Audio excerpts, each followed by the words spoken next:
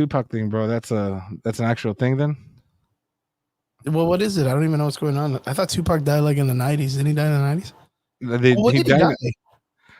I think he was fucking driving, and then they found the dude, or the dude confessed or some shit. Yeah. So what was the whole thing about? Like he confessed to the murder, like I guess he wanted a clean conscience, bro. Fuck, he was like, I'm gonna be my maker. Fuck it. But isn't this like all shit that people knew? But I mean, he's still making music too, though, so that's kind of confusing. Brian, the dude that shot Tupac that just came out, like, is that like a new news or? He's a straight up gangster, bro. This is old news, bro. He was on Vlad TV talking about how he fucking shot Tupac, bro. That was like a long time ago. So why is it all new now? Because people are fucking stupid. I don't know. Yeah, I'm part of that. I'm part of that shit, bro. Stupid, man. That's awesome.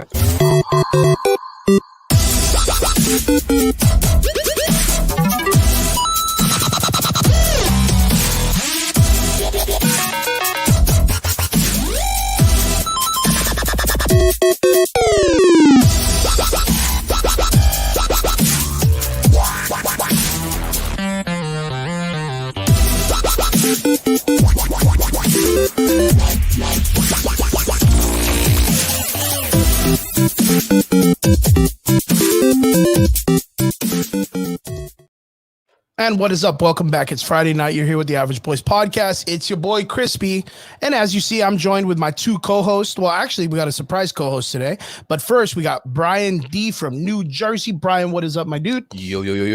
What's up? What is up? And we are guested by our homie and our friend and our cool colleague and our nerd in the revival of nerdadity, David from The Collector. Dave, what is up, my dude? What's going on, guys? Thanks for the invite. Appreciate it. What's up? It's good to have you, man. How's been the podcasting going for you guys, dude, on your side of the world? You know, it's fun, man. I mean, it's a different challenge. I think we're like 39 episodes in, getting to that 50. The big 50. Dude. Nice. I like to hear that. Good consistency, good work. John, what is up in the comment section? Everybody else that's watching, we appreciate all of you guys. Thank you guys for jumping in. Wait, Chris, before you continue, I want to ask David a question about podcasting. So now that you are in the podcasting world, what has been the best thing about podcasting and your least favorite thing about podcasting? Oh, bro, it's gonna sound so shitty, bro. I can't believe you did that. That's I gotta do it. So the best part is, bro, is the profit margin. I like that. So when it came to the advertising stuff, like obviously, like when we sell some ads to it, it's like $600, but I'm able to open up that profit for $500 to invest in more equipment and stuff. Mm-hmm. The least favorite part, bro, is just when people cancel on you, bro. It sucks. That definitely sucks. And I'm that guy, bro, that likes to go through their Facebook, their Instagram. Like, I go through all their shit. I build up all that shit. And they're like, oh, by the way, it canceled. I said, motherfucker. Yo, you got to work on that. Like, it definitely has to do with something about your Riz and your juice, bro. Because, like, me, no one's ever canceling on me. Like, look at me, bro. Like, there's no chance anyone's canceling on me, bro. Yeah. Nah, I'm fucking with you, bro. But yeah, I got canceled on them. I'll cancel on them first. That definitely sucks. Yeah, that's got to be like the rough part. Hey, I got to ask you, okay, so like, do you get inspiration for your back checking and stuff like that from like Hot Ones, or like where do you get like what inspires you to do that? Because like when I bring a guest on, I don't deep dive too much. I just kind of get like the skim of the surface, and then I just kind of treat it like a barbecue. I just ask them questions on the flow. Like I end up fucking up sometimes, but it's because it's just so organic. But what is it like? Where do you get your inspiration? So a lot of times, I mean, obviously I watch you guys right before starting. Thank you. So I follow the banter, and then a lot of inspirations like from Hot Ones, a lot of different small podcasts and stuff.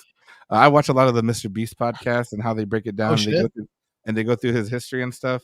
But I just think it's like fun to kind of throw a curveball in there because, I've had it like with the Terra Sands where I'm like, okay, so we're going to pull out this picture when you were interviewing fucking George Lucas. And she's like, what the fuck? Like, I haven't seen that episode since XYZ, Oh, I get you. Kind of, depending on the flow of the conversation, it's either going to elevate it or it's going to bring it down completely. True. Who I've been very, very happy about them getting their flowers recently in the journalism word is Nardwar. Mm-hmm. Nardwar. I'm a really, really big fan of Nardwar. Do you know who Nardwar is? I don't. Right? Yeah, I do. He's been a journalist for years, dude. Yeah. But he's so good at what he does, though. Like back in the day, like his detail for people knowing people's histories and all that stuff, like he's very, very, very, very proficient at his research. I think I was a little bit taken aback by you saying he's just now getting his flowers. I don't think. Well, I mean, because of the fact that a lot of people would like they wouldn't respect him as much because of like his look and like his mannerisms in the show that he does for like his like pop-offs, you know what I mean? Like the way he stands or he freezes. A lot of people would make fun of it because they didn't get it, especially like in the hip hop world, because he's a really big hip hop journalist. He is. But a lot of that culture, they kind of find him like the nerdy kind of dude, and they want to make fun of him.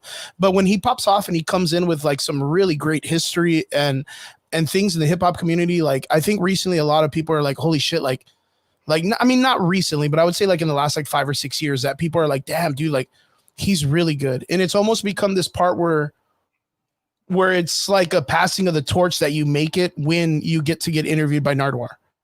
Like a lot of these guys are seeing it like, fuck yeah, I was so happy I was going to get interviewed by you, because of the fact that he always comes with such great history moments in their life that they've forgotten about, but they get reminded of, and it brings them some kind of happiness or some kind of like memory that, you know, I mean, he's just really good at what he does. Yeah. And I really cherish the fuck out of Nardwuar, dude. Like he's such a good cat. And, you know, and it's so funny because I believe research wise, the guy from Hot Ones is very much almost similar to the way that he does his research and his detail. Sean.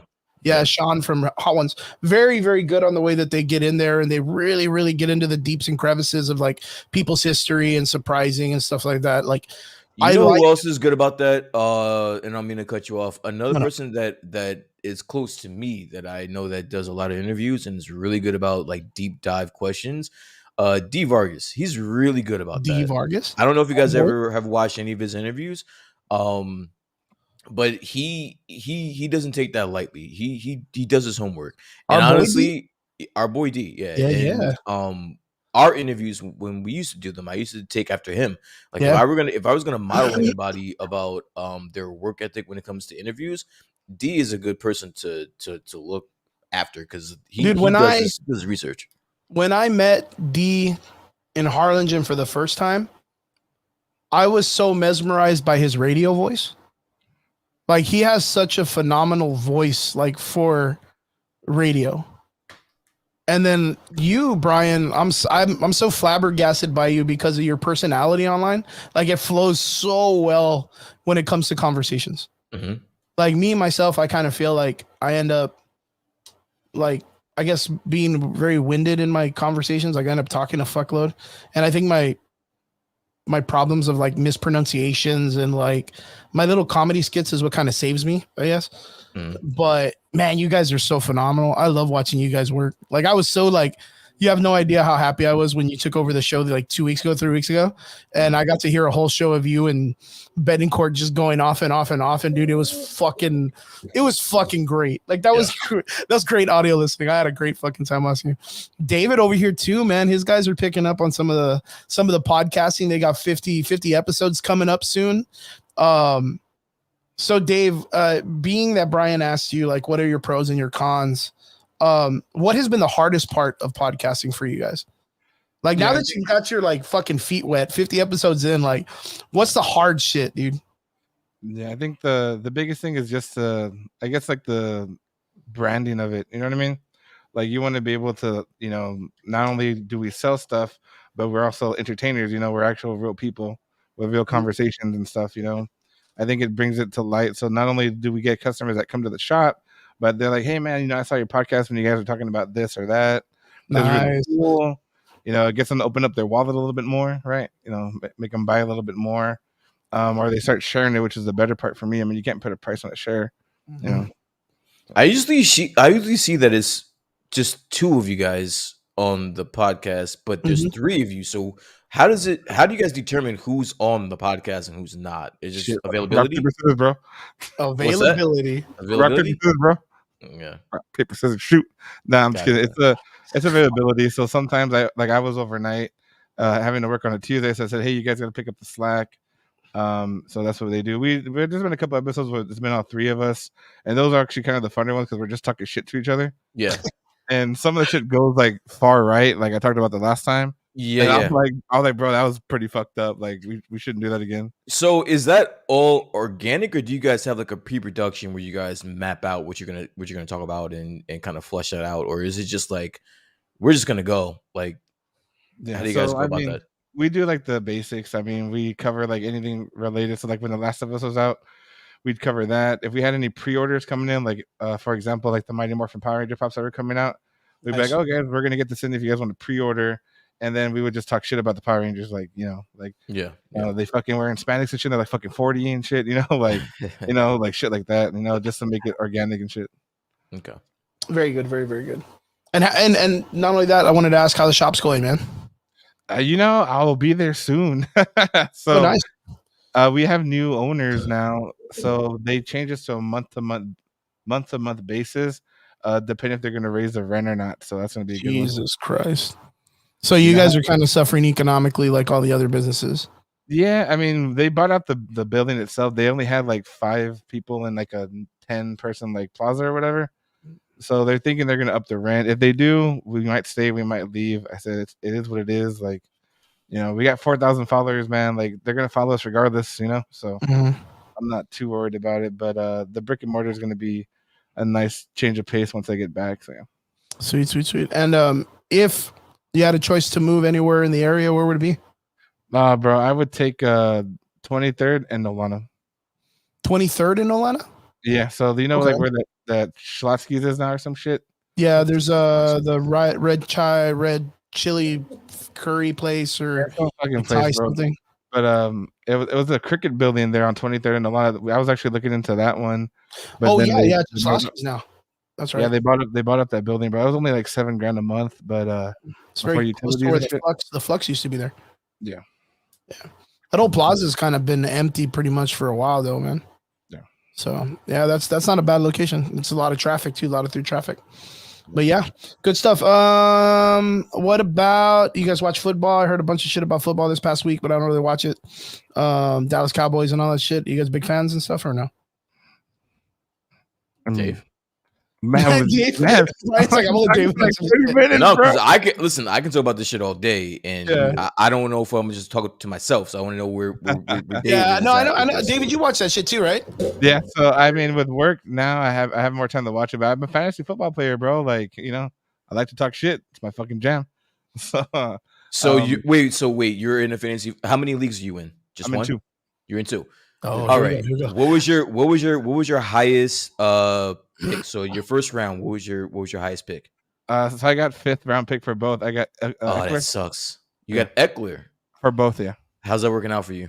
So he was out. I didn't fucking know because of work, so I got fucked. Yeah. But besides that, it was good. I had the defense. I think I had fucking Kansas City when they scored like 31 points or some shit. Okay. And then my receivers suck. My running backs are better, but I'm old school, bro. Are you the type to draft a running back first, Brian? Or so I had the 4th pick in my only league. I was in like 4 leagues last year, and I decided let's just cut it down to 1 this year. Okay. So I'm in 1 league this year. I got the 4th pick, which I hated because I either wanted McCaffrey or Kelsey. They both went before the 4th round. I mean, before the 4th pick. So I went Patrick Mahomes, my first pick. So and quarterback first. I went quarterback first. This is my first year that I ever went quarterback first. I'm in the first round. And I got a lot of shit for that. But I actually ended up with Tua as my backup, who is probably on the most prolific offensive probably of all time as of right now. So it kind of worked out in my favor. Nice. That's good. I mean, you can't start 2 quarterbacks, can you? You can't start two quarterbacks, but it's not bad having the best one of the quarterback for one of the best offenses in the league. Yeah. It's not bad to have it as my backup. Yeah, I had Mahomes last year, so he did fucking beat. So, fun fact: the majority of the fantasy teams that won last year had one of the 3 players on them. It was either McCaffrey, it was either Kelsey, or Mahomes. So I had to target one of those 3 players. McCaffrey and Kelsey went before me. Couldn't get them. I couldn't afford that wraparound to get Mahomes. Yeah. So I went Mahomes first. That's the reason why I went Mahomes first. There you go. Quarterback first. I mean, I used to do that back in the 90s, but you're good. And I'm fucking with you. Yeah.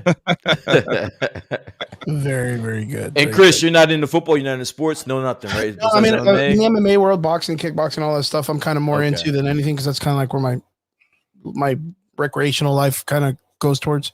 Yeah. But I know football season's big. Like most of my fighters still watch football, you know, and all that stuff. So, you know, I get to hear like little dabbling of it in the gym every week. Heard the Dallas Cowboys didn't pop off this pop game. They sucked ass, bro. What was it or what? What was the score that they lost by? Is it real bad or what? They didn't lose really bad. They went down early against the Arizona Cardinals. I'm a Cowboys fan.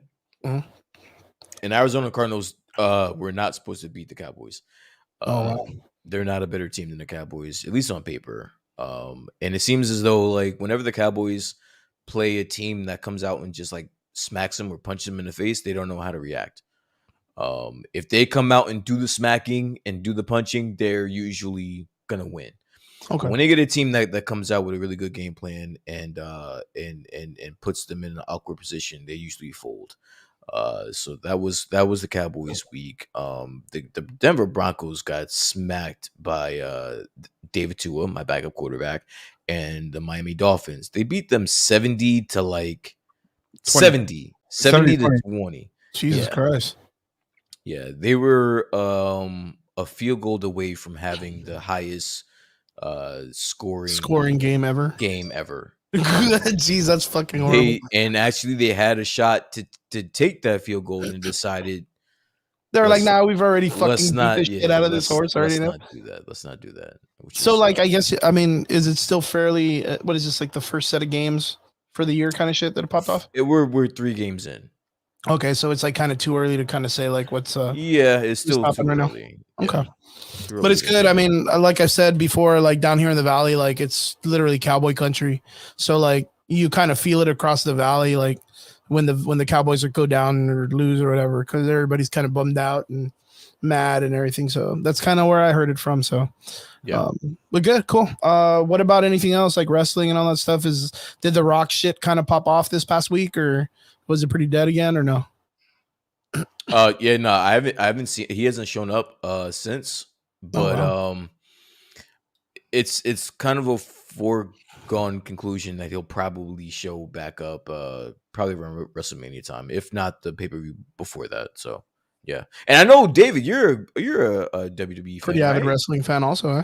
Yeah, it's been a minute, but I used to watch a lot. What are your thoughts about The Rock coming back right now, especially with him quote unquote stepping on Cody's ascension? Do you have any feelings about that or what?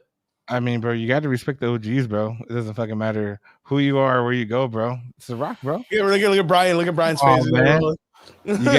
You gotta respect the game, bro. And it's time to shine. What hill are you gonna die on? Listen, I want to fight you on this very, very, very, very badly. I'm not, because like I'm a Rock fan and I do appreciate that. I just think that's kind of fucked up. I think it's kind of fucked up for him coming back the way that he came back with all the progress that Cody has done over the past year and a half, 2 years. It's kind of fucked up. But I mean, listen, it's The Rock, like you said. What are you gonna do? Yeah. I mean, it's cool to see him back though. He's very entertaining. You know, biggest draw in wrestling since, you know, Hulk Hogan practically, right? And Stone Cold and all those guys. So it's just I think it's very cool to just see him come back. Even myself, not being like a big wrestling fan, to see him come back and do stuff like, I'm kind of excited for the banter that's coming up. But my question is what happens after? So like, if you're gonna take the shine away from Cody Rhodes, who is probably the most sought after and beloved wrestler since their generation, in all the promotions right now. And if you backseat him for The Rock to come in, what happens after WrestleMania? Then what? Yeah, it's a good like, point. Are we not thinking about the bigger picture? Like, I get it, it's a draw for WrestleMania, but what happens after that? I haven't. Well, me myself, I don't really watch wrestling too much, so I can't really say. Like, the only thing that I could say that they bring The Rock back to do some kind of crazy shit like this is like, A passing of the torch. That short term. There's no passing of the torch. He has the torch. Who's he passing has the torch though? Because they're already big Roman Reigns. No, Roman Reigns has the torch. There's no passing of the torch. He has the. There's no torch to be passed. He has the torch. The problem is that you have been building for Cody Rhodes to be the one to take down Roman Reigns. As far as everyone figured, that's what was going to happen at WrestleMania. Then now all of a sudden, The Rock comes in, and now that's the focus. Yeah. My same question is, what happens after WrestleMania? You guys are thinking short term. What about the long term? Got to put this up real quick. Elizabeth, good to see you in the comment section. Same thing, Robert. We saw you too, man. Good to see you too.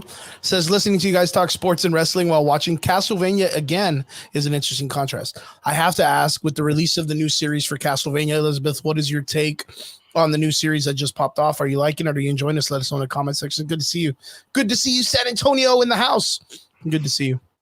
Yeah, Castlevania, the new series, Netflix series that's been pretty prominent these last couple of months. Actually, a couple of years that it popped off. Just recently released a new series part of it, new episodes and stuff. Can't wait to see it. Really, really interesting show. Really great stuff, including a Generation V, which is based in the universe of The Boys. Just popped off on Prime Video. So if you guys haven't checked it out yet, you guys make sure you go check it out after the podcast. Not right now, because you're here with us right now, but yeah, it's only 3 episodes of that one, and it's pretty freaking wild, dude. Pretty freaking wild. Excellent. Elizabeth says she loves it. Very, very, make sure you guys go check it out. Castlevania, very highly recommended by our girl, Elizabeth San Antonio. Good to hear from you. Good to hear from you. David, actually speaking about wrestling, man, I had to ask. You guys got something popping off, too, with an alumni of the WWE coming up down here in the Valley, and I wanted to ask you because you are a big fan of the wrestling, that you actually help the wrestling community out here in the Valley by promoting a show. You guys got one coming up, man. I want you to talk about it a little bit, and we'll give you that time right now. The RGV Sports Show featuring WWE Alumni Hall of Famer Kane is coming to the South Texas area. What is it, Mission, Texas this time?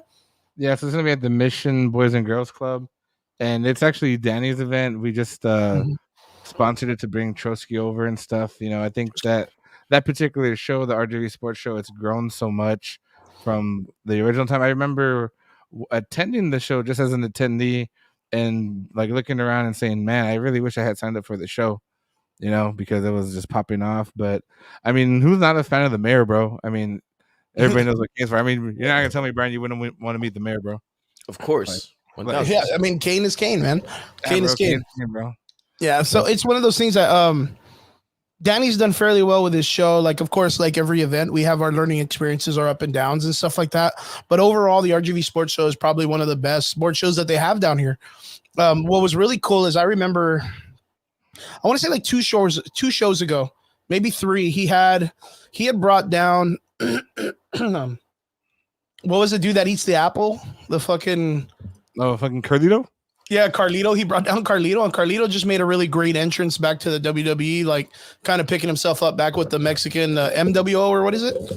Yeah. So that was really, really cool to see him get back into the swing of things and come out and kind of, raise the crowd up. So to see him that he was down here in the Valley doing that. He also had some other people too, which was a RVD. Yeah, was it Matt Hardy? Like he's brought some fucking names down, right? Yeah, he's got some good stuff, bro. I mean, to me, it's like all the people that I grew up with watching wrestling. I'm not too into the modern as much. If it's on, I'll watch it type of thing. Over the last 2 years being in North Dakota, I don't really spend a lot of time watching as much wrestling. But I mean, everybody remembers Rob Van Dam, bro, 5-star Fark Splash, all that good stuff, Yep. Yeah, the RVD. But what do you think this is gonna do now? Because like Kane's a huge draw, dude. Kane is a huge draw. You guys, what kind of numbers are you guys looking at getting for the event for this one? I mean, I know that he pre-sold some tickets. I mean, obviously, like if you're gonna bring a talent like Kane, you have to consider, a lot of people say, bring, John Cena, but you gotta have John Cena money, bro. Like that's huge money. Yeah, we talked about that in our last podcast actually on Tuesday. Like a lot of times we want to bring a lot of good talent, but when you find out that a signature costs $100, $200, $300, $400, then they're like, oh well, no, never mind. Like I just want to walk and see him. So true that. Tell us about the event. Like, what kind of pops off with this? So the event's going to be on the 7th and 8th of October. They got one of the Cowboy linemen, Jeff Jokin, I think. He's one of the Super Bowl linemen. Not too too popular with that one. We got Kane Blake Forster, who's an MMA fighter and Power Ranger. But I think the biggest headliner is Kane. I mean, I know we were supposed to have Kevin Nash a few years ago at the Starbase convention. Diesel? Yeah, bro. Diesel's going to be here like 2 years. He canceled, but he was supposed to be here. Yeah, Kevin Nash. Which I remember Kevin Nash from The Punisher, just the Russian. Yeah, dude, when he got stabbed for reals. Yeah, I mean, I remember him like as a wrestler, obviously, right, with fucking Sting and NWO and shit. But I remember as Super Shredder in the Ninja Turtles movie, dude. Oh, that's true. Shredder is. Yeah, he was Super Shredder. Yeah. Shredder. The second film, right? Second film. So I think that top off from. I mean, I think Kevin Nash is kind of more important than Kane. I'm gonna speak my piece down my hill. Yeah, bro, Kevin Nash, NWO, bro, like. The fucking new. Ryan, what's your opinion on that? I'm gonna refrain because I know things about both people that I rather not, and I don't want to step on David's shine here. So get your shit off. Bro. Get your shit off. I'm okay with it, bro. Shit. Would that be because of like their like I guess like their outside stuff or what? Well, just I mean, I appreciate Kane for what he has done for the WWE. Yeah. But what he has done since he's been mayor and the things that he's said, I don't kind of against him. I don't agree with a lot of the things that he believes in personally. I mean, that makes sense. I mean, it's one of those. But again, I was not gonna talk about that. I was just gonna let you guys ride out. But since you asked me, no, it's fine. I mean, since yeah, like I'm not. I mean, no love lost. I mean, I'm not related or fucking hanging out with this dude, so it doesn't really fucking affect me at all. So like, if he's done some shit that's questionable, I mean. As a person, it's not bad to talk about, just to be able to make sense of it. When it comes to wrestlers, though, you have to understand they're all kind of a piece of shit, like all of them, all of them. So it's like you just got to take into consideration what they did for the sport, appreciate that, and that's it. Don't and I've met wrestlers, I've met wrestlers, I've interviewed wrestlers.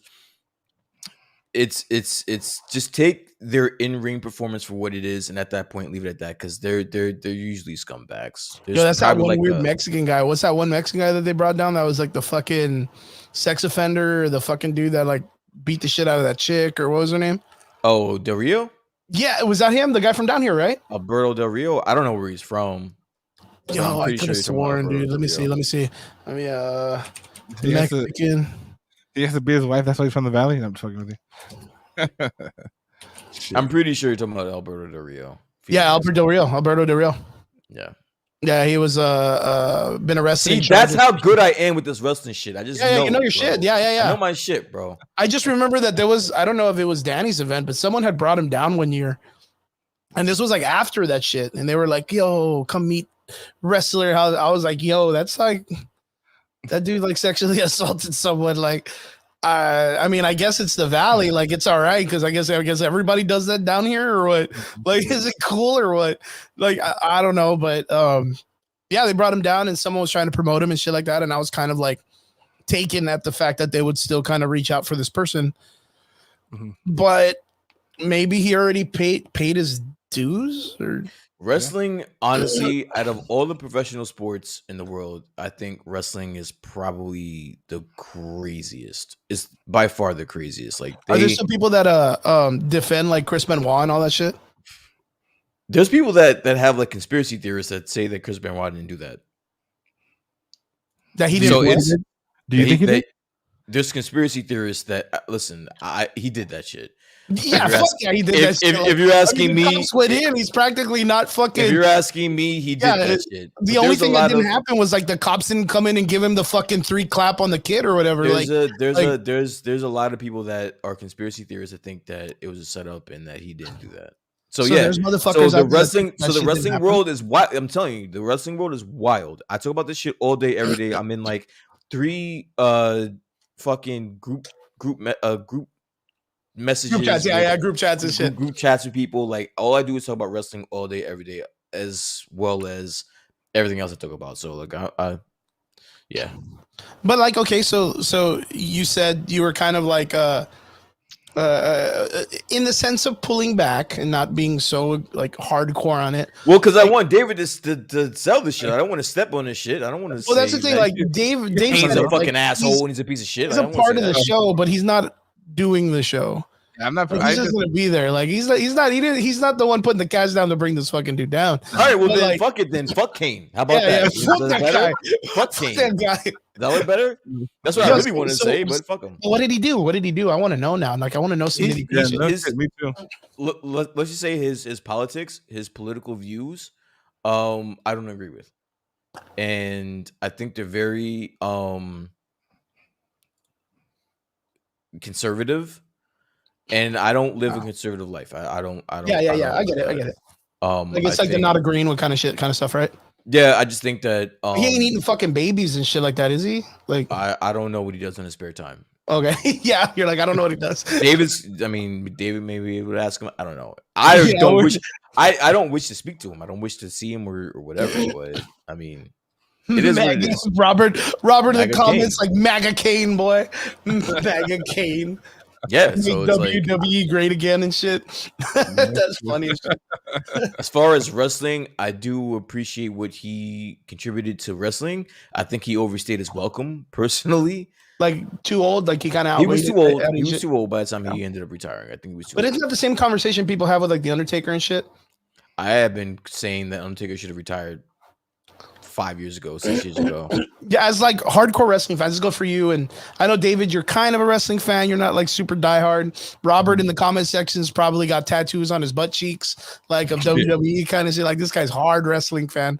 What is he? He has like "Mama love you" or whatever on his butt cheeks and shit. The Undertaker winning WrestleMania for like a million years, like that had to have lost flavor, right? No. That was still great, like even towards the end. It was still great until he got beat by Brock Lesnar. So fuck, dude, I would have gotten tired of that shit so hard, dude. Like I don't know, and that was like how many years did he win WrestleMania? Fucking years, bro. Dude, it was like a decade. Like 15 years, was it? It was like a decade. It was 20. Jeez. At that point, it was 20 and 0. Bro, that's a whole ass person fucking paying taxes, dude. Like. Shit. It was 20. It was 21 and 0. So I was one off. It's 21 and 0. Thanks, Rob. Jeez, it was 21 and 0. I don't know. Me personally, I think I would have like maybe like if he did it a couple years and then they made that him losing into something in his prime, and then him come back and redo it and continue the reign and like, it wouldn't have had the mystique that it did. Yeah, and Brock Lesnar beating him wouldn't have had the reaction that it did. That broke the internet. Taker wrestled another like 3 years after that. But then what was cool too is like him and Undertaker had some real fucking nitty gritty bullshit going on, right? After that, yeah, because I remember Brock Lesnar doing his fucking MMA fights, his mamadas in the MMA world, and the Undertaker be in the crowd and he'd be walking by and he'd be like kind of like trying to talk shit to him. Like, and I always thought that shit was real funny, man. I thought that shit was real funny. But they actually had some real beef going on, right? Who? Brock Lesnar and Undertaker, like the actual guy. No. I thought they had some actual shit that was going on between each other. No. Brock Lesnar and Undertaker, didn't they want to do like an MMA fight or some shit? Yeah, like I heard they wanted to fucking go at each other. Undertaker and Brock Lesnar wanted an MMA fight. Yeah. No kidding, dude. Like he was on the way to the fucking ring and they like had to stare down and shit. Yeah, you never heard of this? There's no way, Brian. You never heard of this. Come on, Brian. That's it's fucked up if I know. No, I mean I know. Like when they had like the laugh inside of the ring, there was like some animosity, but there was no way there was going to be a real fight between them. That's not a shoot. Like that's not a shoot. I mean, unless it was a cross promotional type of thing. They all fucking have problems. It's a cutthroat business. That's what I'm saying. WWE is wild, but it's not. There was no way there was gonna be a real fight between Brock Lesnar and fucking. You just said, I don't care. There's no way that you're gonna tell me that fucking Undertaker was gonna want to get into an octagon with Brock Lesnar, bro. we can't hear it, bro. Oh, you can't. There's no volume, right? No volume. That's good. I don't want to get a fucking cut. Just hit the closed captions, bro. Hit the CC. Look right. Look. That's what was that, dude?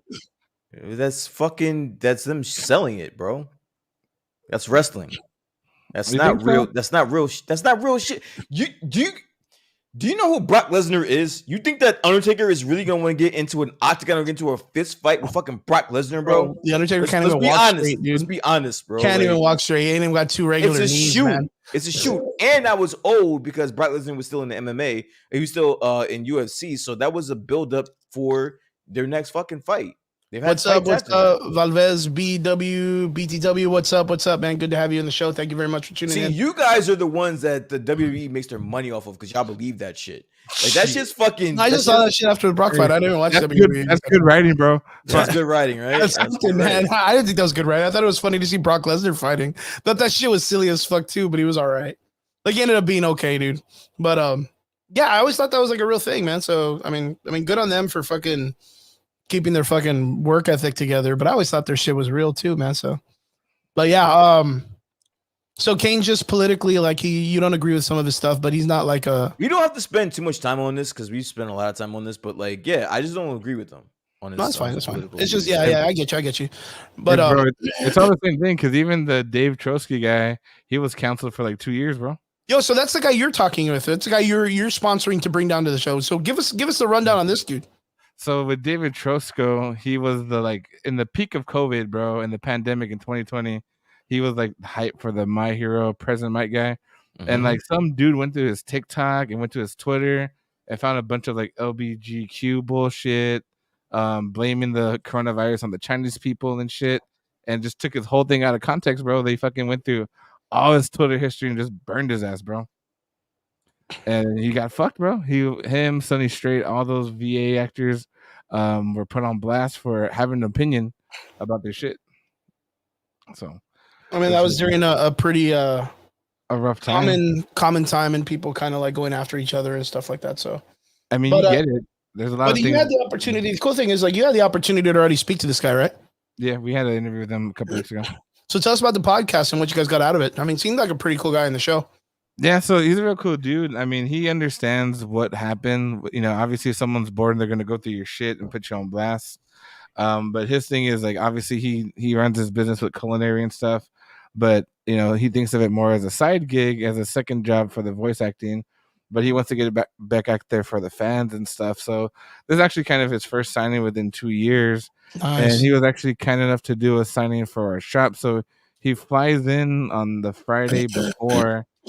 I think like at 11 a.m. on the 6th, and from about 11:45 to about 3 o'clock on the hotel check-in, he's going to be at the shop for a meet and greet whoever wants to stop by and stuff. Very, very cool. Very cool. So you guys are going to have David Trosko, My Hero Academia, Present Mike. He also has done other shows too. He's one of the characters in Attack on Titan, Samuel in Attack on Titan. He does some other roles too. He's going to be at the shop just fucking doing autograph signing for any type of material. What kind of prices are we looking at? So what we're going to do is it's going to be his basic pricing, which is basically personalized as 40, not personalized 60. But for the first 5 people that come into the shop that spend over $20, they're going to get a free personalized signing. So and a hand job. And a good hand job. And a hand job. $40, sir. That's over $40. $40. $40. Yeah. I might have to spend that you got to spend the extra $10. You might get a little funny in the back, man. You might get a little funny in the back of the shop. We have a back room, sir. It's right next to the table and shit like that. Yeah, no shit. Oh, that's fucking funny. That's cool shit. That's cool shit though, man. So he agreed to kind of do like a store signing for you guys and all that stuff. Yeah, because I told him, hey man, like the hotel check is out till 3. Like I'm not gonna drive around for 4 fucking hours, you know. So let's make some money, and we have a contract to get some free stuff. And I was like, hey, like, what did we do 5 free personalized for the fans, for the people, you know? Like, I think that's something cool. No one ever does that shit, you know. People just want to take people's money and shit. I mean, I want to take the money, but if I can give something back, why not? You know? Yeah, of course.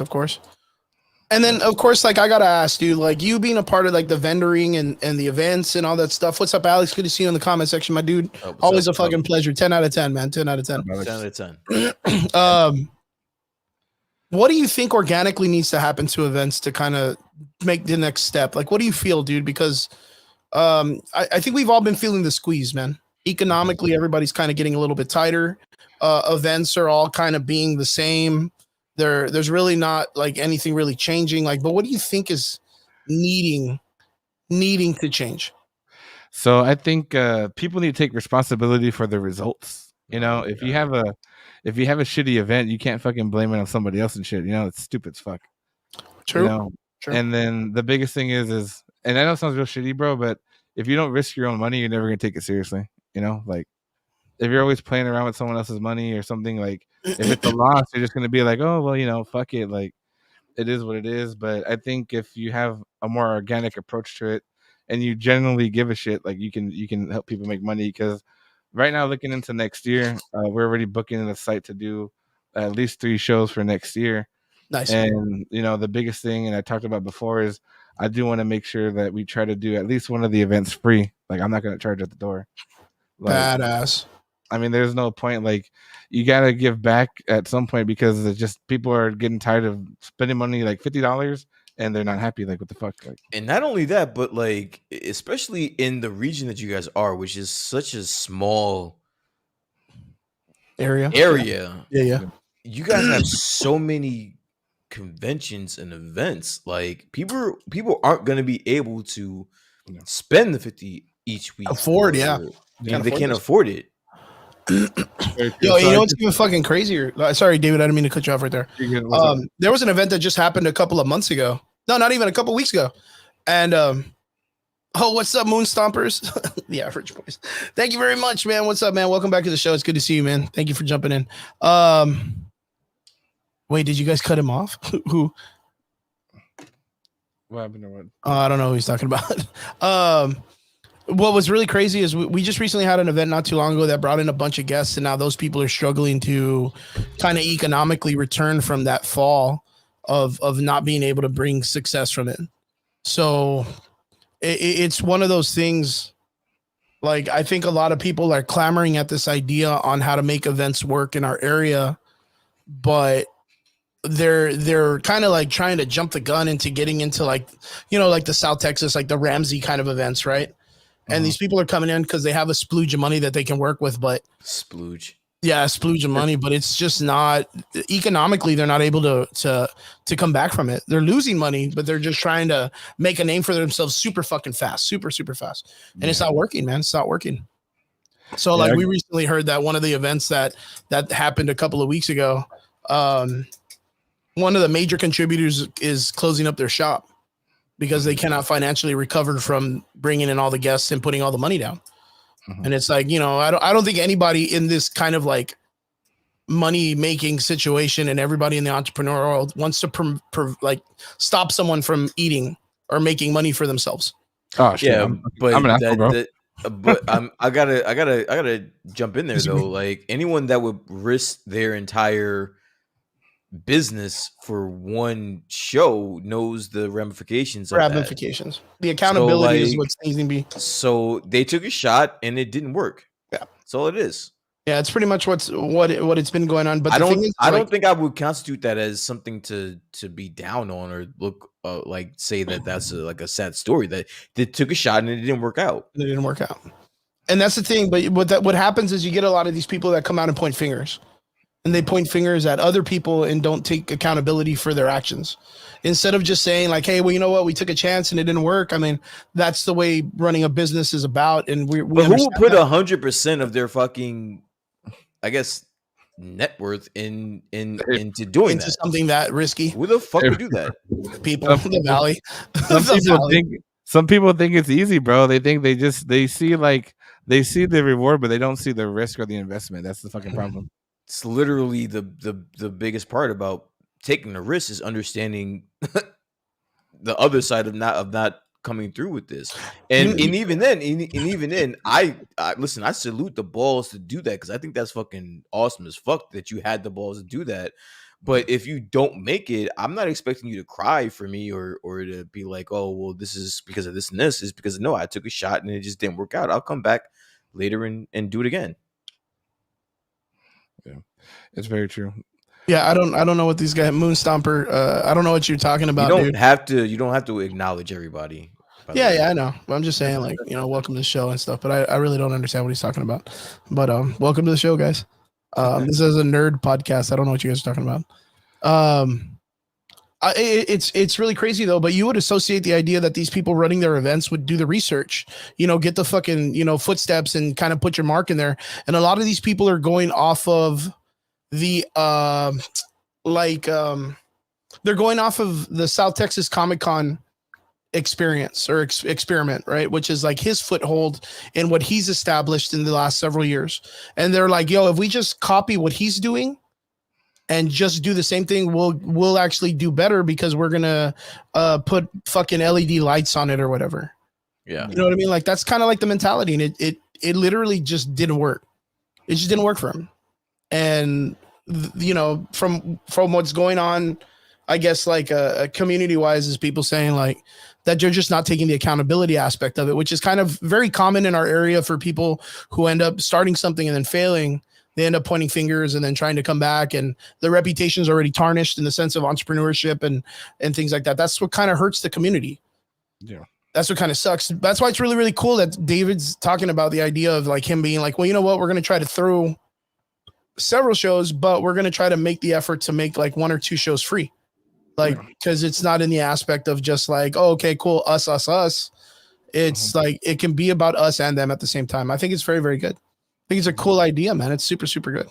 Yeah, it'll work out hopefully. And if it doesn't work out, fuck it, bro. I mean, just get back to the drawing board. It is what it is. Exactly.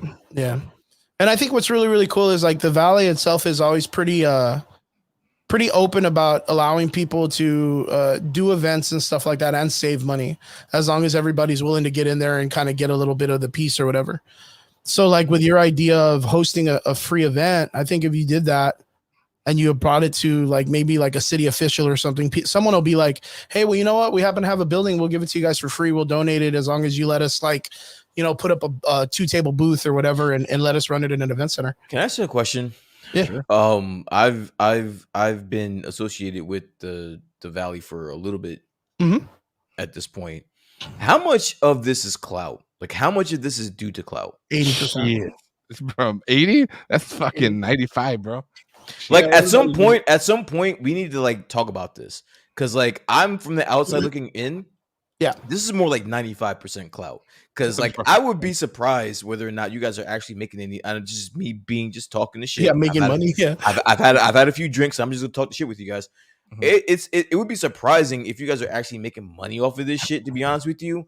It's all about clout. This is what I'm hearing, and from what I listen to other people's podcasts from the Valley. I listen to you, Chris, talk about the shit that goes on. This is all about clout, and it's all about clout that doesn't matter at the end of the day. Like it's about clout about what? Clout from who? Clout from where? And that's kind of like my big concern, and that's why I keep telling people like a lot of people are clamoring at this like be the best in the Valley bullshit. And it's like, bro, no one even knows the Valley exists.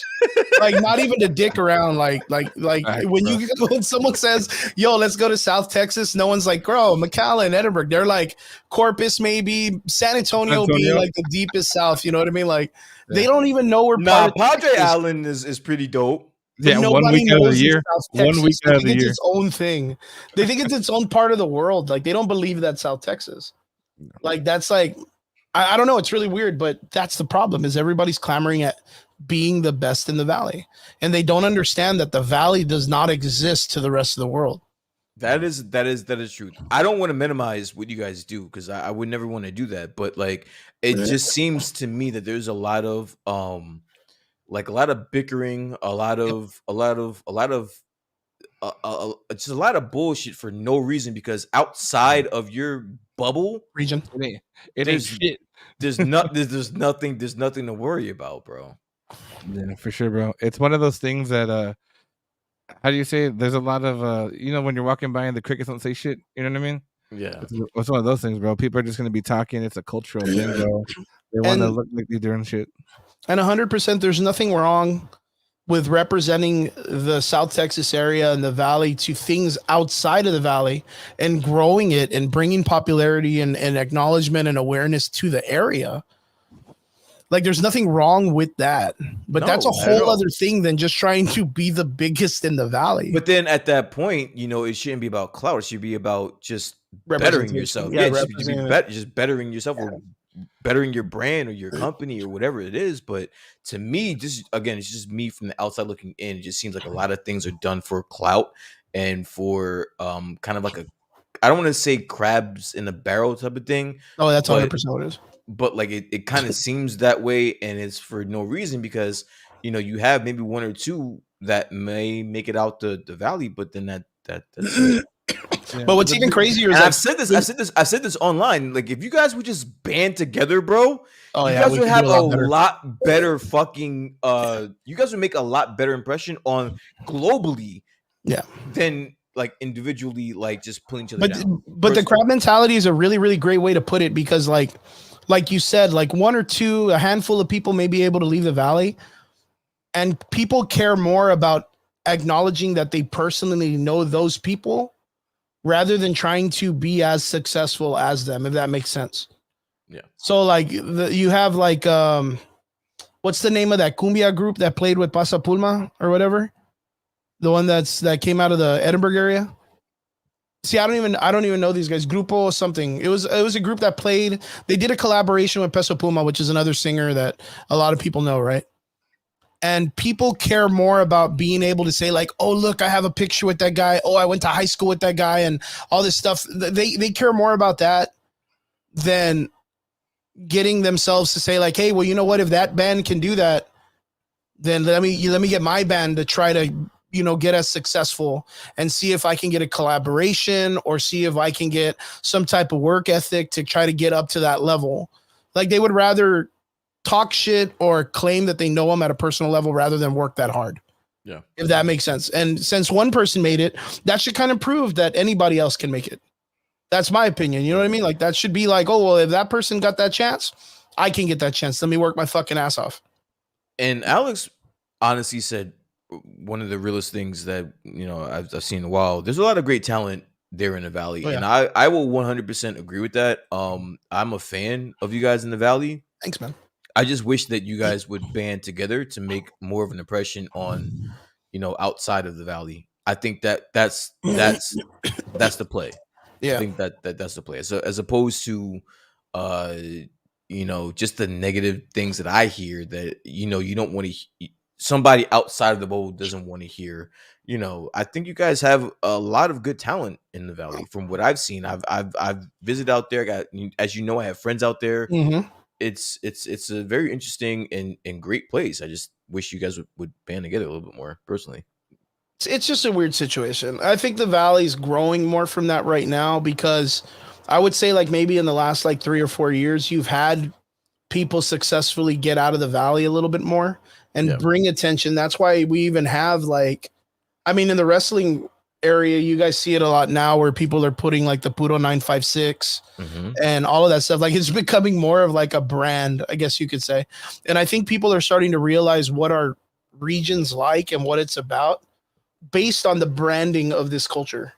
You have a couple of people out there right now that are in the content creating world that are out there representing the AVL 956 and the Puro 956 culture as a brand itself, where when we look at it, it's literally us saying our area code. So it's more like a chant in a football game more than an actual like branding.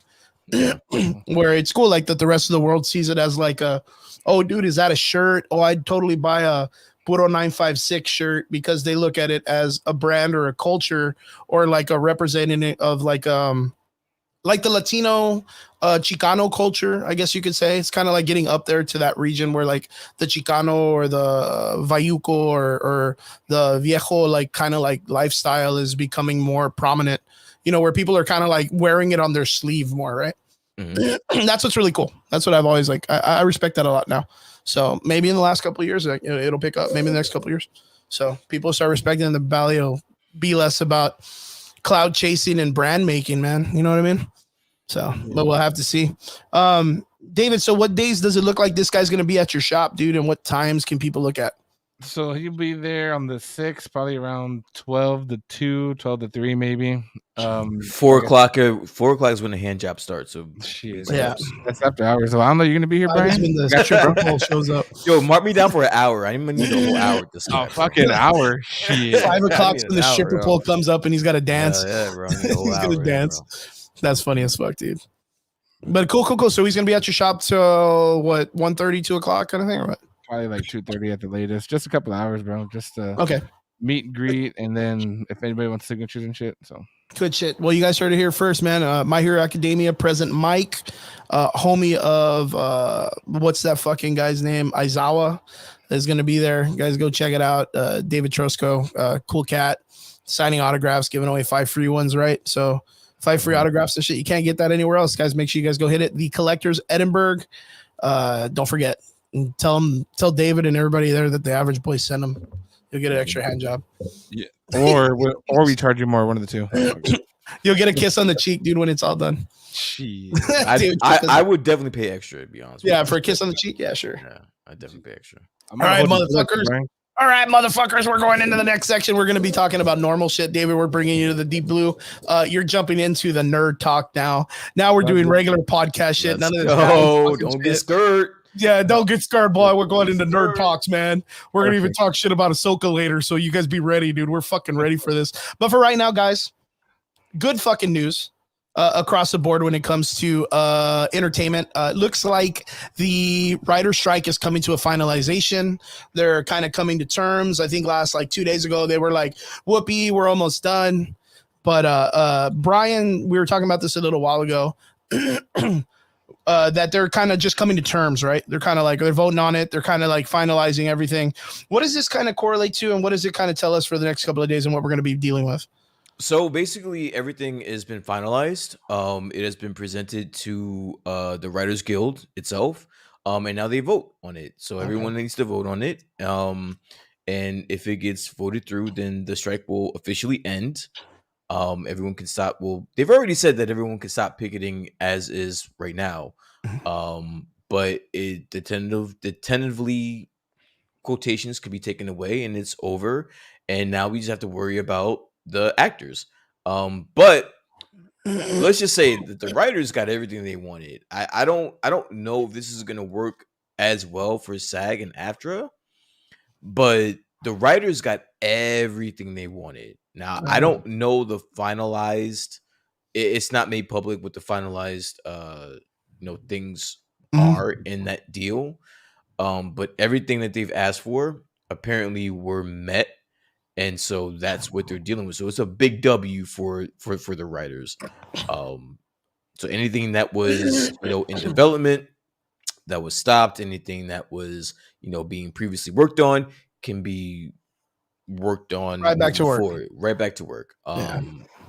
Filming, even in the comments section, I think Dave said that even by Monday. I mean, fucking these guys are starting up real fucking fast. Yeah. So again, it needs to go through a vote. Once the vote goes through and everything works out, they can work back, and they're anticipating it by Monday that they will be able to resume. They should be able to resume what they were working on prior. Yeah. David, what's your take on all this fucking writers bullshit? They should have had more fucking AI, bro. More AI. Fucking more AI. David, what a fucking villain statement. Holy shit. Dylan uses bro, AI. I died on that fucking hill before, bro. Wait. Okay. So you can't. All right. Why though? You gotta back us up. Why? Oh shit. Cost efficiency, bro. Shit. Cost efficiency. Okay. Hindsight, if you're in the comment section, that's a good post, dude. But elaborate a little bit more. Let us know what you think about their complaining stuff. More AI. More AI. Let's go. Dude. Let's go. But you know what? That's still a problem, dude. The AI is still a situation. I'm not gonna let David off the hook. I need you to kind of we need to elaborate. I need you to elaborate into why you think more AI is good. So I think the AI. So it's like we talked about before, right? So the organically versus man versus machine. If they can leverage the machine to their advantage to provide quality product, quality writing, it's gonna hopefully provide a better overall experience. Wait, how so? But wait. But how so though? Well, why do you think that?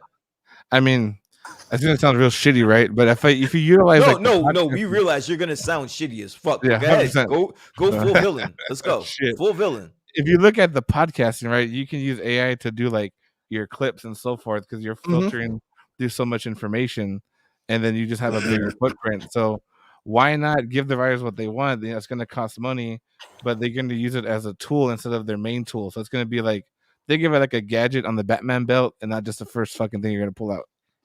Yeah, but we're not talking about a gadget on a Batman belt. We're talking about the whole goddamn Batman, though.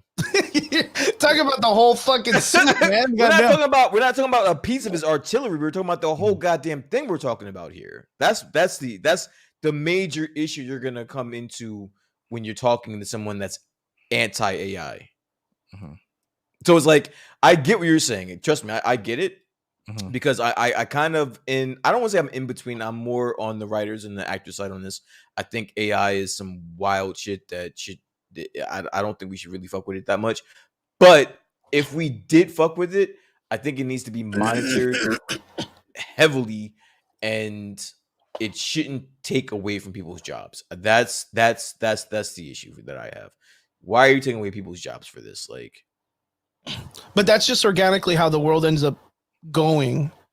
Like, you look at not only markets and stuff like that, and not only that, but I would love to talk to anyone in any profession that is cool with AI taking over, because at some point AI is going to take over your job too.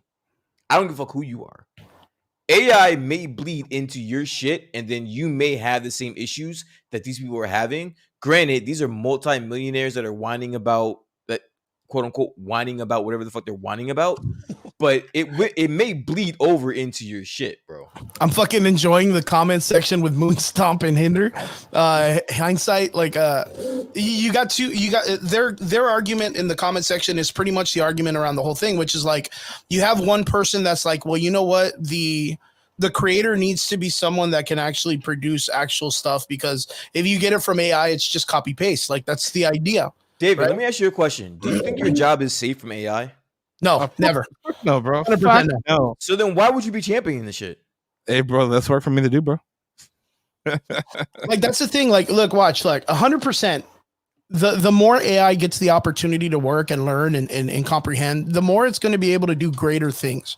And what do I mean by that? Sooner or later, a guy with an AI computer is going to say, you know what? Let me hook this up to a fucking quantum processor or a quantum computer that can elaborately create things in like fucking 5 dimensions, and then give them the idea of Elon Musk's thruster to get off planet and onto the moon faster than anyone else. And the fucking AI is going to figure out a way easier way, because that's what it's created for. And then once it does that, then you don't need that thruster. It's just organically going to create. Sooner or later, AI is going to pass a cusp where it can do more than a human being can ever. And then we're going to have to just like allow it to go or cut it off. But that's the thing, like, there has to be moral laws that are created to stop AI from taking jobs from people, right? That would be the concept of it, is you need to be able to create, but that's like moral ambiguity. That's like you saying, I'm going to use my emotions to create laws so that way AI doesn't go beyond what we as human beings can create. You know what I mean? And that's kind of like, well, then why even create something of that nature? Like, why create something of that nature? Wouldn't you want, let's say, fucking AIDS, dude. Right now, human beings, we only know about as much as AIDS and cures as we can. If we gave that at a computer and in 10 years, it came up with like 5 different cures for AIDS, like faster than any human being would come up with it. What fucking AIDS? Yeah, pretty much. I couldn't think of anything else, Moon. I couldn't think of anything else. Sorry, man. I needed to have something fast. Fucking hindsight's like, what? Fucking AIDS? I'm just saying, guys. Cool it. Hold on. Give me a moment. Let me cook. Yo, I said the same thing, but I was gonna let you cook. I was letting you cook. Like, damn, you went to AIDS, bro. No, but the thing is if you gave AI a prominent problem, and in 5 years rather than 20, it came up with a really, really great solution. Yeah, that's what I believe AI is created for. Yeah, like, it's created for that, because us as humans, we are only as good as the environment that we've created around us.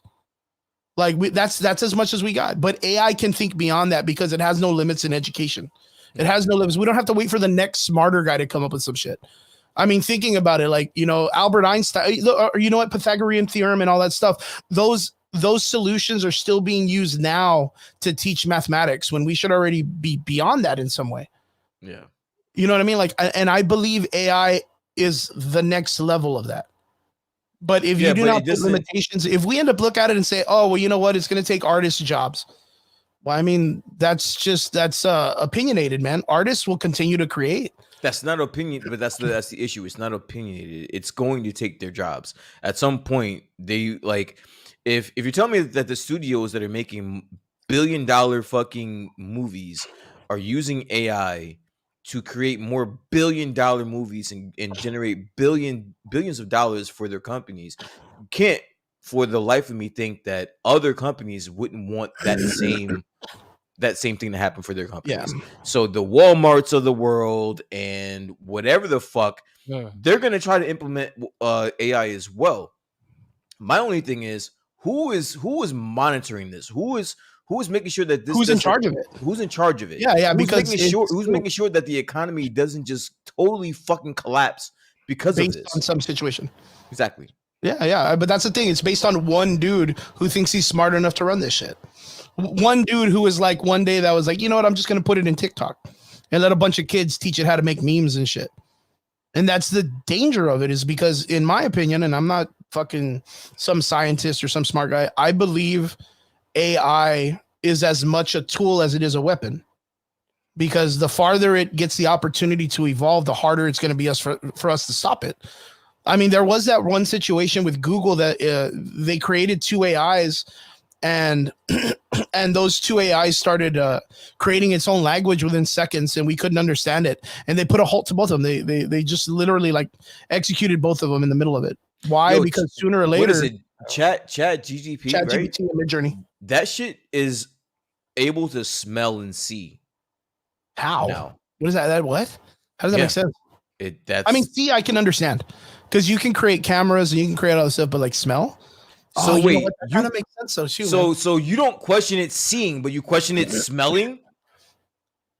Yeah, because I wasn't thinking about it, but like back in Area 51 used to have these like sensors that could tell when there was like a different scent in the air. And they would use that for people that would roll up on their in the jurisdiction of Area 51 when it was still active. Like that was some of the security defenses that it used. And that was back in like the 90s, dude. So you got to understand, like if we're like 2023, like the technology for them to be able to sense like different types of smells and environments, like that's got to be like super crazy by now. It's going to be super crazy by now. Yeah. Well, anyway, the writer's strike is finalizing. It's almost over. And we still have the hurdle of the actors to go to get over, which I think is going to be a bigger hurdle than the writers. But I mean, half of it's over. I mean, that's good. My thing is like, I could see the clamor, right, at the opportunity for that first artistic like guy that's like, you know, if they got like what's that dude's name? What's that director guy that the Joker guy that they were talking about? What was that one dude? I can't remember. Phillips as Scorsese, right? Scorsese. The Joker guy? Yeah, not Phillips, but the guy that he gets inspiration from. That's Martin Scorsese. Okay. Right, in his old films, right? Yeah. Like, let's say one day Martin Scorsese decides he's got a new film coming out that looks fucking great with Leonardo DiCaprio. Looks fucking great. Well, okay. Let's say he decides to dabble in AI one day and creates a whole script with an AI robot and then uses AI to make all the scenes and all the stuff. Everyone clamors behind it, goes and watches why would he? That's not how this works, though. No. I'm just saying, like, you get an artist with a good popularity behind him to use this type of thing the first time as an artist. That's what it's called. Killer Flower. Yeah, that's it. Yeah, Killer Flower Moon. Killer Flower Moon. Already, yo, I heard that movie is fucking amazing. It's good. And that's a Martin Scorsese movie. Yeah. But like, let's say someone like Martin Scorsese, someone with a really, really good backing and a good reputation in the culture of filmmaking, decides as an artist, like a Picasso or something, to say, okay, cool, AI, instead of it being a thing we're fighting, what if I can create it like a medium? And he uses it to create something and makes a full-length feature film. First ever full-length feature film done 100% by AI and with the direction of one person. Makes film. Everyone's going to go watch that bitch. I've been saying that since the beginning of us talking about the multiple versions of the AI that's around. It's not going to be about fighting it. It's going to be about how you work. How you're going to be able to use it and who how you're going to be able to use it. Who's going to be the first person with reputation? If you're smart, you're going to be able to adapt and actually use it in your favor. It's going to be a process that's going to suck because a lot of people may lose their jobs. But if you're a creator, you should be able to adapt and work with it. That's my view on that. Yeah, definitely. Here we go. It's almost like a gadget on Batman's belt. It's almost like the gadget, but as of right now, like there's your it's that's kind of like smell seeing technology for military applications back in 2013. Yeah, no, it's here, bro. You know, it's here. Yeah, it's there. Yeah. And he says, Moon Stomper says, "Are you saying it's an entirely AI script, or are you saying using AI screenwriting in the process?" I mean, in that factor, it doesn't really matter. Yeah, you'll have to explain it then, but the idea of someone using it as a median rather than a tool or a factor of something to kind of displace it and put it out there as a showpiece, it would be the equivalent to that one machine that scoops its own oil. You know what I mean? Like, it's just made to scoop oil. And in the process of it, it's like many people were talking about like, oh, you can't turn a piece like that into an art piece. That's stupid. It's made for the industrial market or whatever. And all it does is it ruins itself over and over again by scooping up its own oil over the years and the processing, it falling apart and breaking, and people understanding that the oil is recommended for blood and all this other stuff. Like, there's a lot of things that break into it when it comes to an art piece. All it takes is one really, really smart artist with a good backing that people like a Banksy, you know what I mean? Like one of those kind of guys, like prolifically known as an artist, to make. And when Moonstopper says is fundamentally different things, I don't agree with that. I think he's talking about like if you're using it, if you're making it. I get what he's saying. I get what he's saying, but when he's saying that it's fundamentally two different things, I don't agree with that. It's all it's all the same shit. Yeah, I get what he's saying. But like, I don't think there's really much about the whole like fundamentals of it being like a different in thought. It's still whether you use it for an entire script or whether you use it just to get inspiration, it's fucking AI generated. Yeah, it's still generated either way. Yeah, no. The Area 51 part, I'd have to go find it, but it's in a documentary I saw a while back. But it's in the same technology base. One is using tool usage, the other is creating in full. That's the fundamentally different part. I disagree with that. Yeah, I mean, it's loose, I guess. Either way, you're still using AI, which... Yeah, from a creator standpoint, I think that there's no difference in that. Yeah. I mean, I could understand where he's saying, where it's like, if you get the person to like, let's say I come in with I get what you're saying. I don't need you to break it down for me. It's like if you're a singer and you have somebody write an entire song for you, or whether you have somebody say, hey, you should do this here or do this there. I get what you're saying when it's fundamentally different, but what I'm saying is it's all the same shit. You ain't write the shit completely, so it's coming from somewhere, and so if I use it's all the same shit. My car. Wait, that's even weirder, dude. So he says, okay, horrible fucking. I don't think that's a good example. We don't have to keep acknowledging this shit.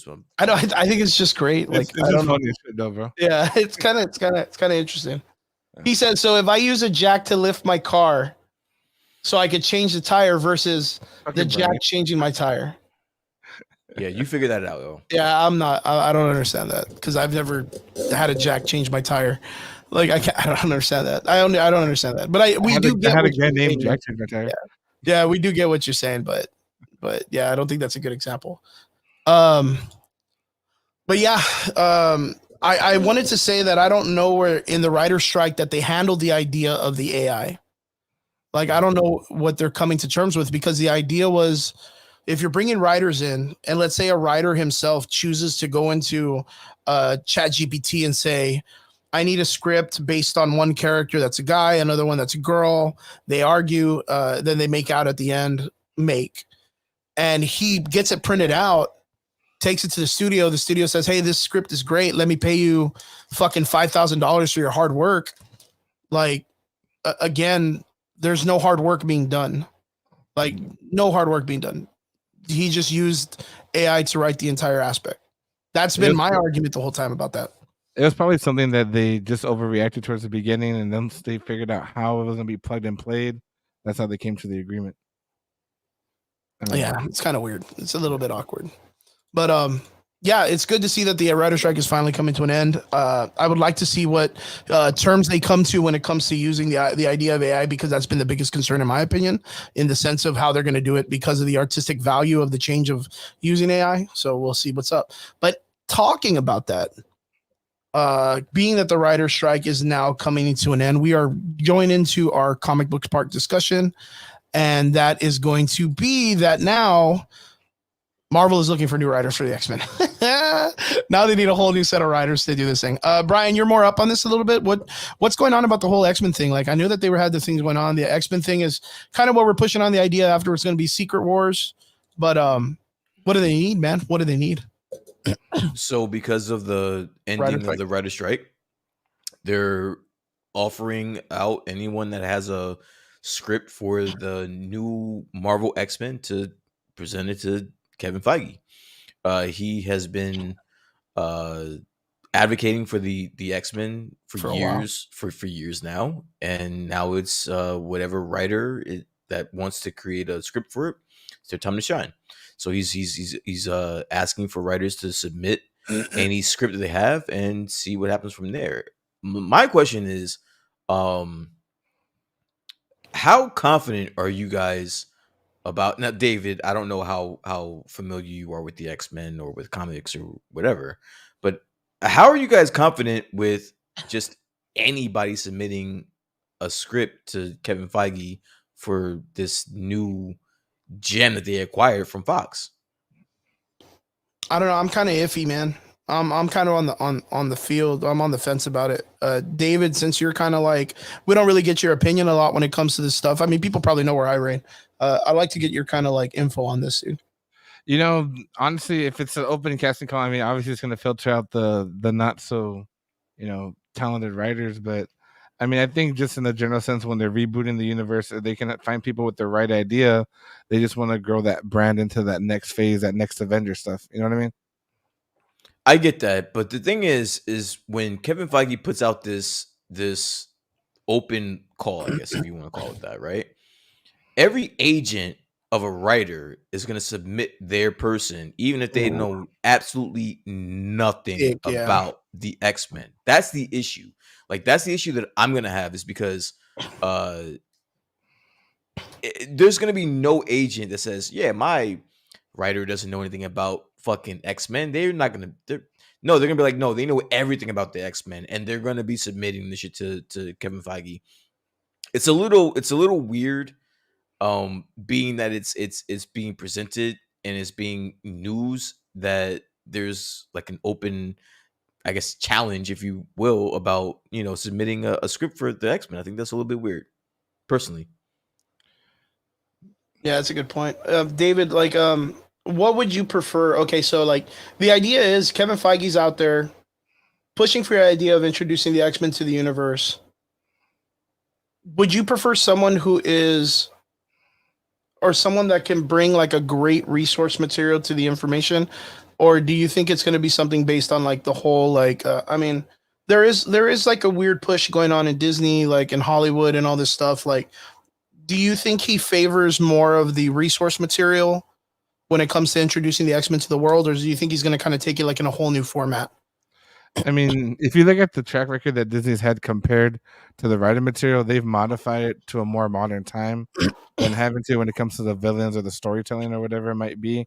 But I mean, if you look at the last X-Men run, right, you got X-Men 1, 2, 3, Future Past, and all this shit, right? Mm-hmm. At one point, that story did take a sharp right. But by just making the open casting call, they're probably going to look for somebody who's got a, let's say, 10-year plan that's going to align to where they're going. Because ultimately, like for me, maybe it's just me, but I lost interest after X-Men 2. I mean, that's just personal opinion. You know what I mean? It became out of track, timeline reset and stuff. But Bishop never really got what he needed. I'm still big on the X-Men fucking 90s series. You know what I mean? That not the re-release, but the original. Yeah, you're the cartoon. Yeah, exactly. Yeah, so the cartoon, the animated series. Yeah, it was really good. That's what we grew up on. It was semi kind of aligned to what the comic book was, but I mean, ultimately, they just got to have that fundamental foundation for each character and kind of build it apart.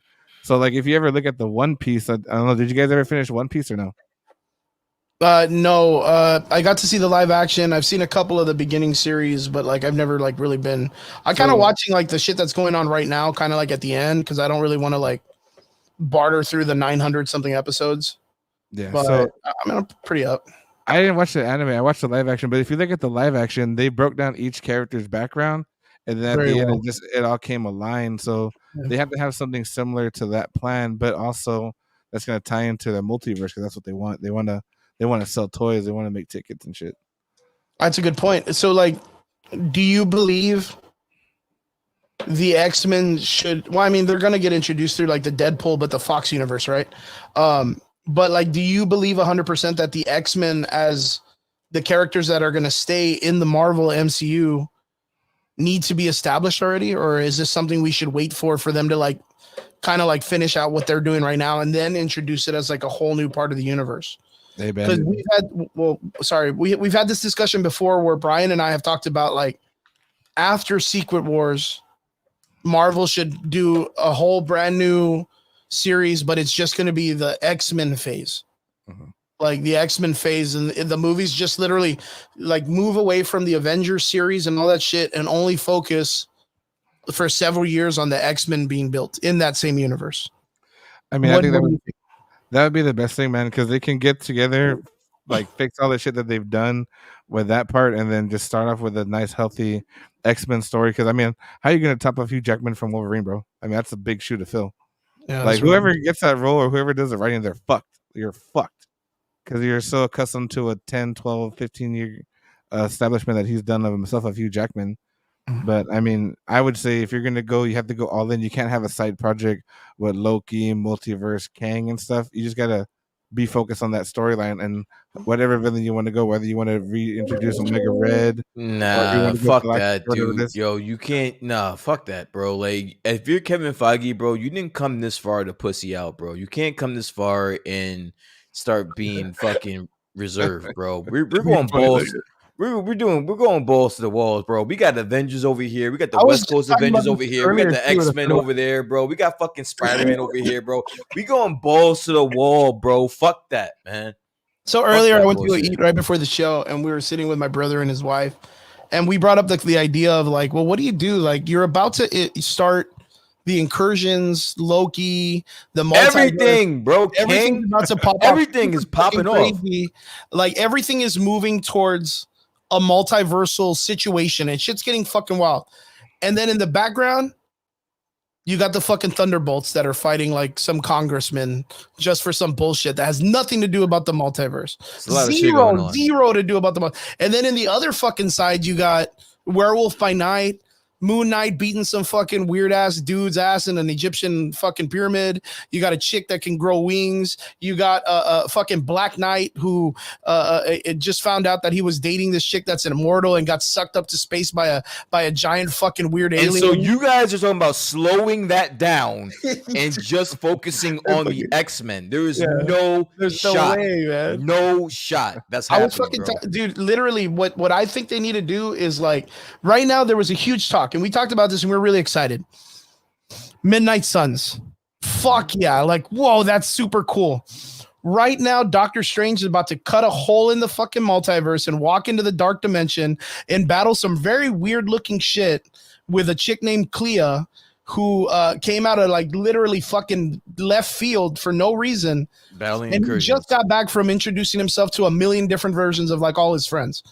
He cares nothing about fucking witchcraft, cares nothing about a dude with a flaming skull, a fucking weird Egyptian samurai ninja fucker. Like, he doesn't give a shit about that because that's the smallest part of what the big fucking shit's going on.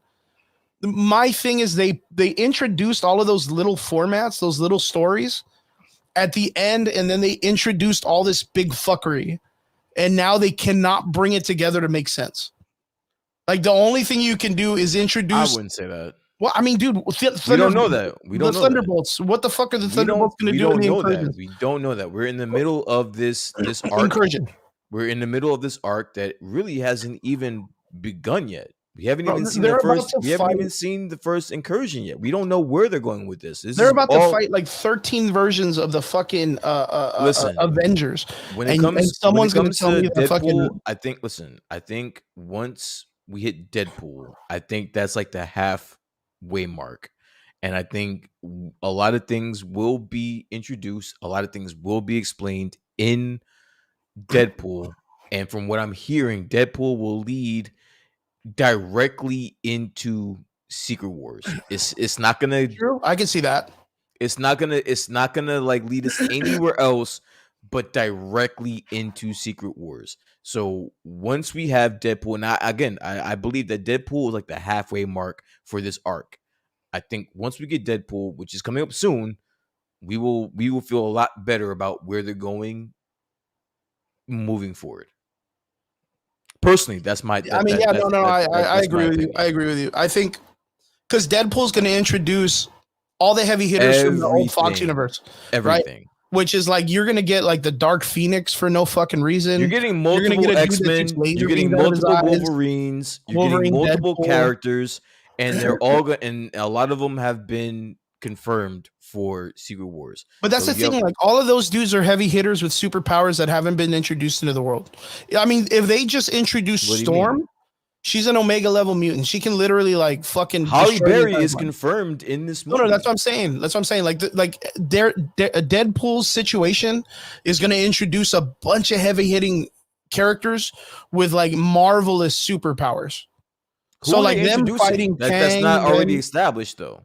Hold on. Them fighting Kang, them fighting a Thanos, them fighting like all these characters that all of them have cosmic abilities. Like that I could see happening. The Thunderbolts are just a bunch of dudes that use gun and one dude can copy the way you fight. Like how the fuck are they going to keep up with any of those people? Who are they going to be introducing to create this problem for you? Like who are they introducing that you don't already know? No, just people that you don't already know. Well, you're going to know all of these characters. Like, so then what are you talking about then? Like, okay, so like I said, like Moon Knight, the Black Knight, Blade, Werewolf by Night, Man Thing, and Secret Wars. You mean? Yeah, Secret Wars. Like you're gonna establish like a bunch of street level characters, but you're bringing in all these heavy hitting characters that make more sense to the story because it's so like over the top with its villainy, like with its actual like super villains. Okay. But what I'm saying is like, what is the gravitas of them introducing the what is it, the Thunderbolts this late in the Secret Wars game? Like, where do they stand their mark in the fight of it? Like, you have a bunch of Black Widows and Hawkeyes. Like, how are they gonna stand up to all of this like weird Kang and his established like generals throughout all of like Battle World and stuff? If they go that route. I mean, fuck, they may go any route right now. But that's my biggest thing is like, I feel like the X-Men, I could see them being established early, but that's because we're getting them from the Fox universe, right? And we already know those characters by heart because we used to watch those as kids when those movies came out. But of course, the introduction of the new, because this is the Marvel right now is looking for the new writers for the new X-Men that's going to possibly be for the after Secret Wars X-Men, I'm guessing. I honestly think that, and from what I'm hearing, again, it's just rumors. Yeah. That when it comes, again, the Deadpool movie is gonna create a lot of doors. It's gonna open a lot of doors. I think that with what they're planning for what I'm hearing, what they're planning with Deadpool, it's gonna be one of those things where they're gonna try so many. There's gonna be a lot of different characters in this movie, and whichever one sticks, they may run with in the future, leading forward. Okay. If that makes any sense. Yeah. Especially with Wolverine. Yeah, he's gonna be like straight up. You already know this. So if there's a Wolverine that the fans stick with, because there's gonna be, I'm telling you right now, there's gonna be multiple Wolverines in this Deadpool movie, multiple. Yeah. And if there's one that stands out more than the other, that could possibly be your Wolverine in the MCU going forward. Yes. Yeah, going forward. Oh shit. And it's gonna be that with a lot of characters as well. I can see that. I mean, that's kind of important because, you know, I think the X-Men are probably one of the most beloved franchises when it comes to this. So a lot of people want to at least see that done correctly. And why make more work for yourself if you're going to be in a multiversal movie where you have multiple fucking characters of multiple people playing one character, and one person is gravitating towards fans, why not just cast them for the next fucking shit? Just keep them. Makes fucking sense, right? Yeah. David, what do you think, man? Who would be your choice of actor for Wolverine, man? No, bro, that's a fucking hard one, bro. I would go with what's his name, the one from the Kingsman, bro. For sure. Egerton. Yeah, Egerton, he is on the line, man.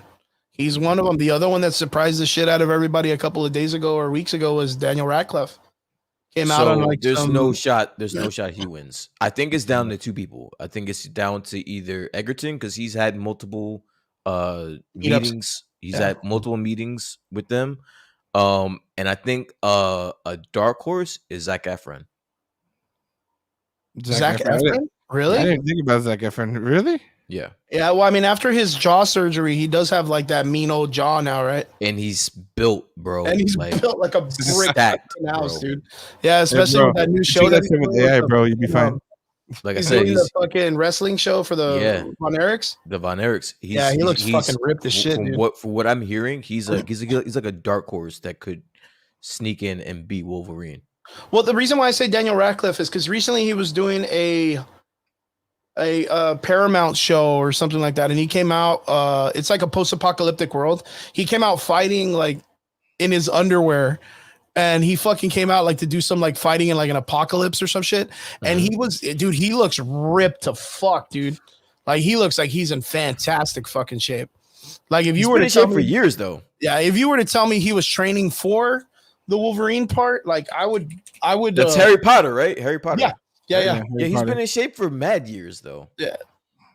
Like, but I'm talking about like, look at this fucking picture, dude. Like and this was just literally, like I'm saying, like a couple of weeks ago.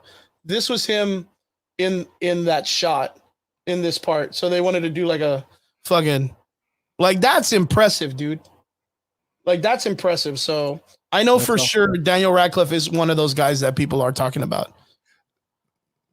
The dude who played Wolverine for Bat in the Sun. Now, fucking straight gangster. Bat in the Sun is an amazing freelance production kind of like company, and they do an amazing thing. And the guys that they choose, there's a guy, and I want to say, man, I forgot his fucking name. The guy that plays Batman.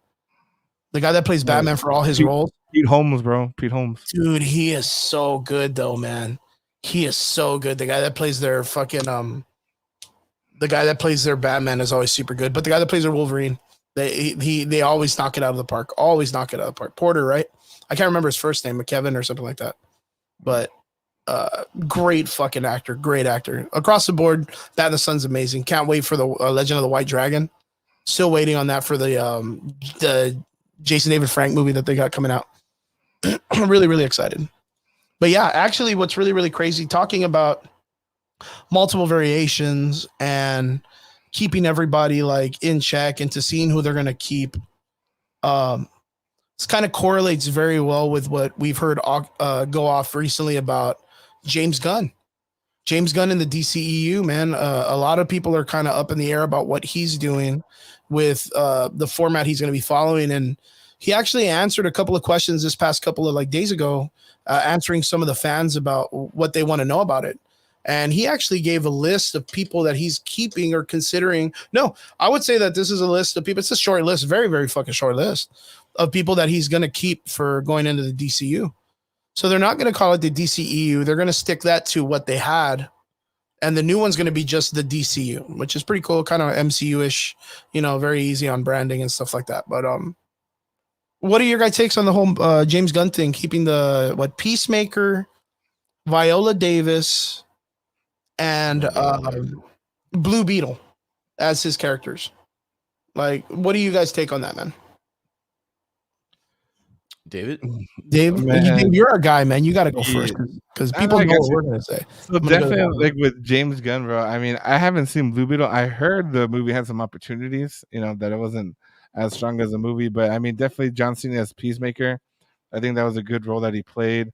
Amanda Waller, bro, you just love to hate that lady, bro. Like, just straight up honesty, like she's definitely a fan favorite. Yeah, she does so good in that role, and if that's going to be kind of their starting three, I think that's the correct three. I mean, I haven't seen Blue Beetle, so I'm a little bit kind of throwing the wind out there. But with John Cena and Amanda Waller there, like both of them did, fairly well in their roles.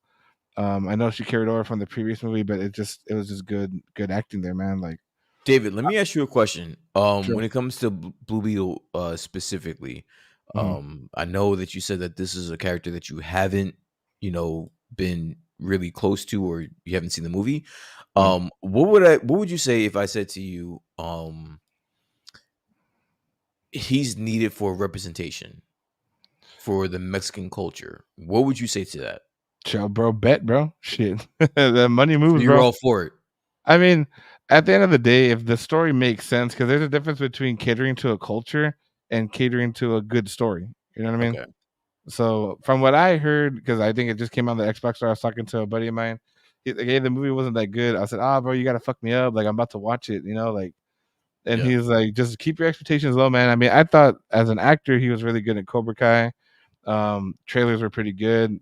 Poor performance. If it's a good fundamental part, I mean, it's not that bad. I mean, I still am a big fan of Ezra Miller's Flash. I know the movie itself was kind of very optimistic and stuff, but I think just him being the actor for that was also good as well. I think that and me and Chris have talked about it. I think that representation is important. I think that it's needed. I just think that, and I was on record by saying that there was no shot that Blue Beetle would move on into this new era. But I stand corrected. Apparently, he has plans of moving him into this new regime. And honestly, I'm happy because I think that there is a representation there that is going to be needed. True. Yeah. Because I mean, even with that factor, like Blue Beetle is a fan favorite when it comes to certain parts of the DCEU, and that version of Blue Beetle has practically been the most popular character based on the whole Teen Titans and the cartoons that had come out and all that stuff. And the actor did not do that bad for the character. Yeah, from what a lot of people talked about was that it was very very silly, very cartoony, very like they said. But going into this, James Gunn has said the official first movie of his new DCU is going to be Superman Legacy. Like Superman Legacy. But a couple of months ago, he had said that the first movie was going to be Blue Beetle, or that was going to be the first character in his universe. So, like, I guess a lot of people just took that, got a little confused based on the idea of like, okay, well, Blue Beetle is going to be the first movie. But he kind of put it out there that it was going to be the first character in his format, which is all right, understandable. But again, we talked about. Why is that understandable though? The movie did horribly. Because of the fact that it's not going to go based on the movie. It's going to just go based on the character. So them knowing, I mean, the character's still fresh. Like, he's still fairly fresh. And not only that, he's never been introduced, never been talked about. There's no crossovers. There's no Zack Snyder characters that are in it. It's kind of like a free world. It's kind of like a free base. Okay. Yeah, so like I don't think that makes any sense whatsoever. I agree. Honestly, I think that is strictly based off of the representation. I mean, and it's like I said, he didn't do that bad as the character. Yeah, David. Well, I mean, my thing is, if you're going to go by the representation of culture, is that why they're keeping all three characters, John Cena, Amanda Waller, and No, John Cena's his boy. He just likes to hook up his homies. Yeah, no, John Cena's his boy, and Amanda Waller is a fan favorite. And I think that you could have added what's her face? Gal Gadot. No. That's what I thought too. Quinn? Margot Robbie. Yeah, Margot Robbie. He would have added her if he wasn't sure whether or not she would reprise as Harley Quinn. I think she will, dude. I really think she will. Well, the reason why is because that's just she knows that she knows that, but technically she knows she's built for that character. Like she was born to play that more than fucking Barbie. It's okay, bro. They'll get Lady Gaga, bro. It's fine, bro. Fuck it. She is a part of $1 billion fucking enterprise right at this point, bro. She is not coming back as Harley Quinn, bro. Ah, man. Well, I mean, wasn't Wolf on Wall Street like another $1 billion film? No, it wasn't. I thought it was. Fuck. As opposed to Barbie. Oh, I don't know. I didn't watch Barbie. But like I didn't watch Barbie either, but I know there's $1 billion fucking movie. That's easy money for her all the time. Like that's literally what it is. What movie has she done that made $1 billion? Well, I thought Wolf on Wall Street made $1 billion. No, I'm telling you, no, it didn't. Okay, well, I didn't know that. I thought she. So what other movie that she has a bit? So, granted, even if let's just say, for instance, The Wolf of Wall Street made $1 billion, right? Yeah, but it didn't. Let's say that it did. What movies has led? She done then. Yeah. If you were a part of $1 billion movie, she would be all over the fucking place. But no, she took a chance on the Greta Garwig chick. And it just so happens that it made it fucking fired. Yeah, it worked out. It fucking fired off. Yeah, it worked off. Now she's out of here. She's not going back to fucking Harley Quinn, bro. The only way that I could see it being where she comes back as Harley Quinn, if she even gets it, because those movies tanked, all of them.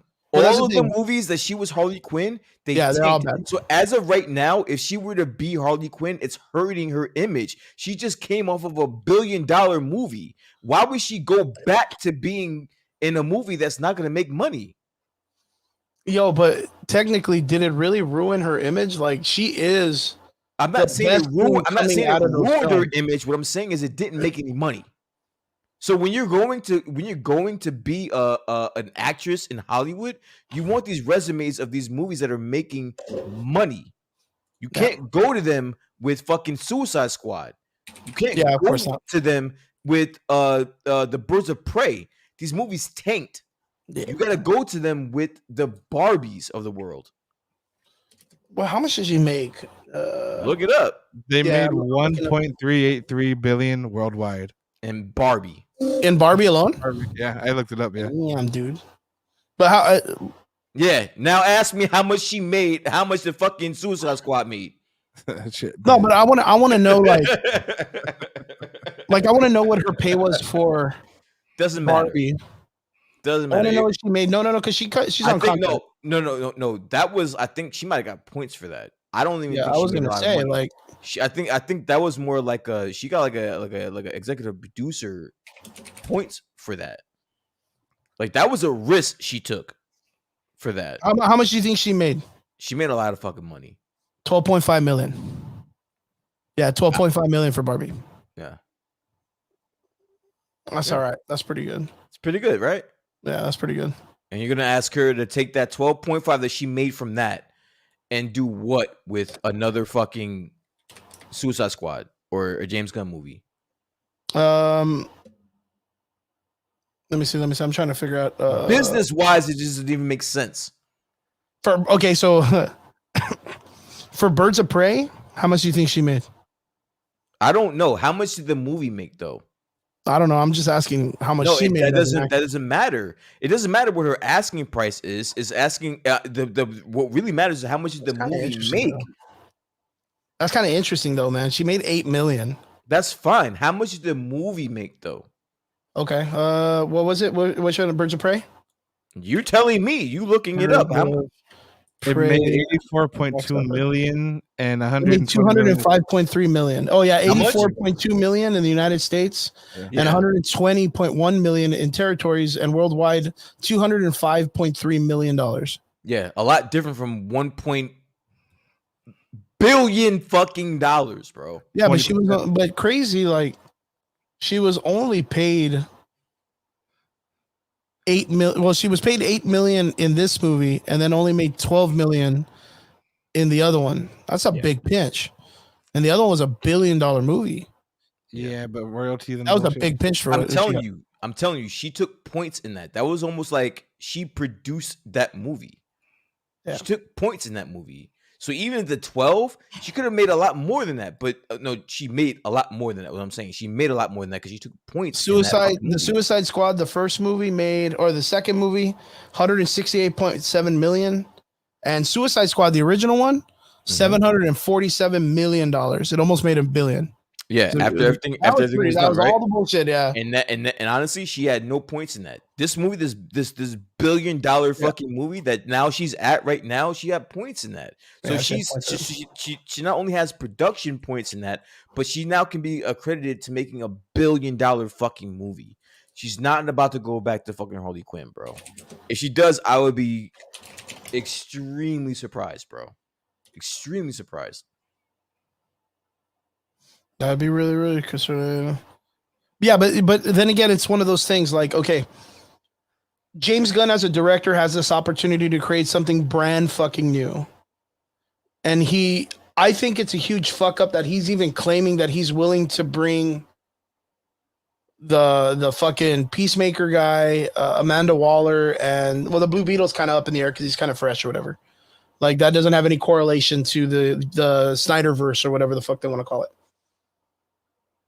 I think 100% he cans everybody and just starts new, fresh, all across the board. That's what I think. Even with them saying that he's bringing everyone, fuck everybody. Like, the Blue Beetle kid, fine, whatever the fuck. Like, you can chalk it up to being like a precursor to the universe just to test it.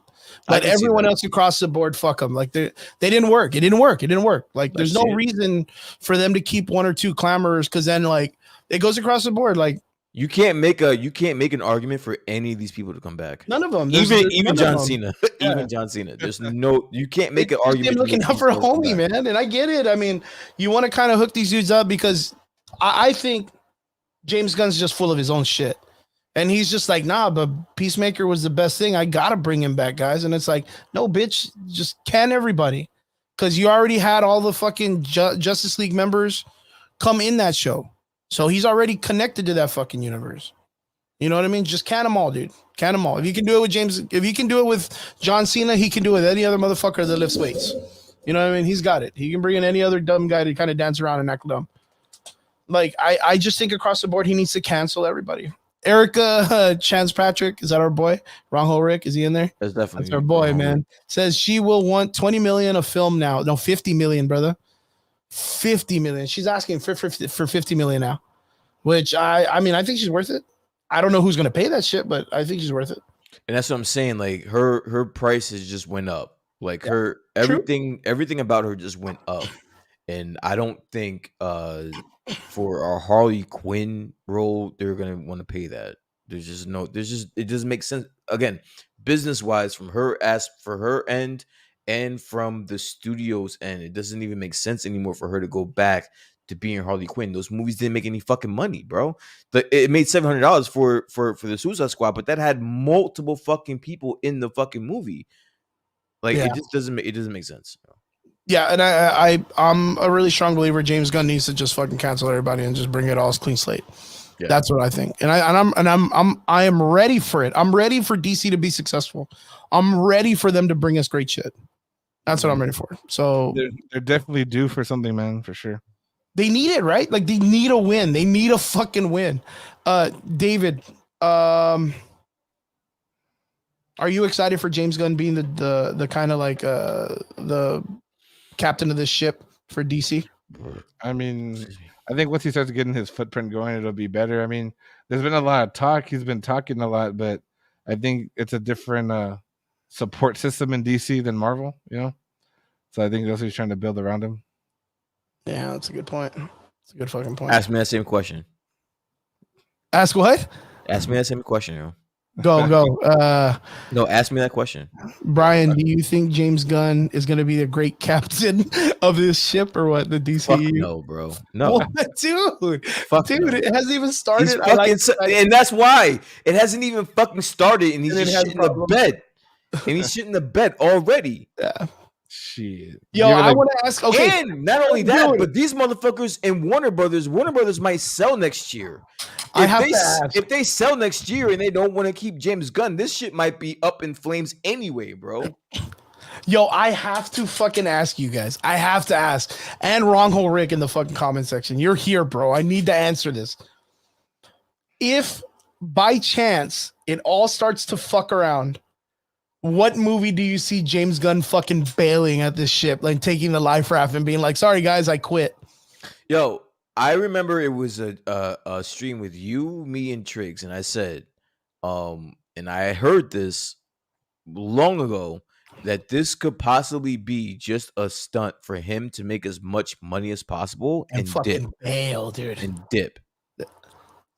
Not giving a fuck what happens, where he leaves it, nothing. He gets paid by the movie, which is why he came out saying that he's writing the majority of them and he's directing some of them. Yep. He's getting paid by the fucking movie and he's gonna dip again. Warner Brothers is up for sale, bro. They may be bought out by next year. When they get bought out by next year, they might not want to keep him. So why not just run it up as much as you can, make as much money in this next year or two, and call it a day? Would you not do that? Like, I would do that shit. Like, would you not do that shit?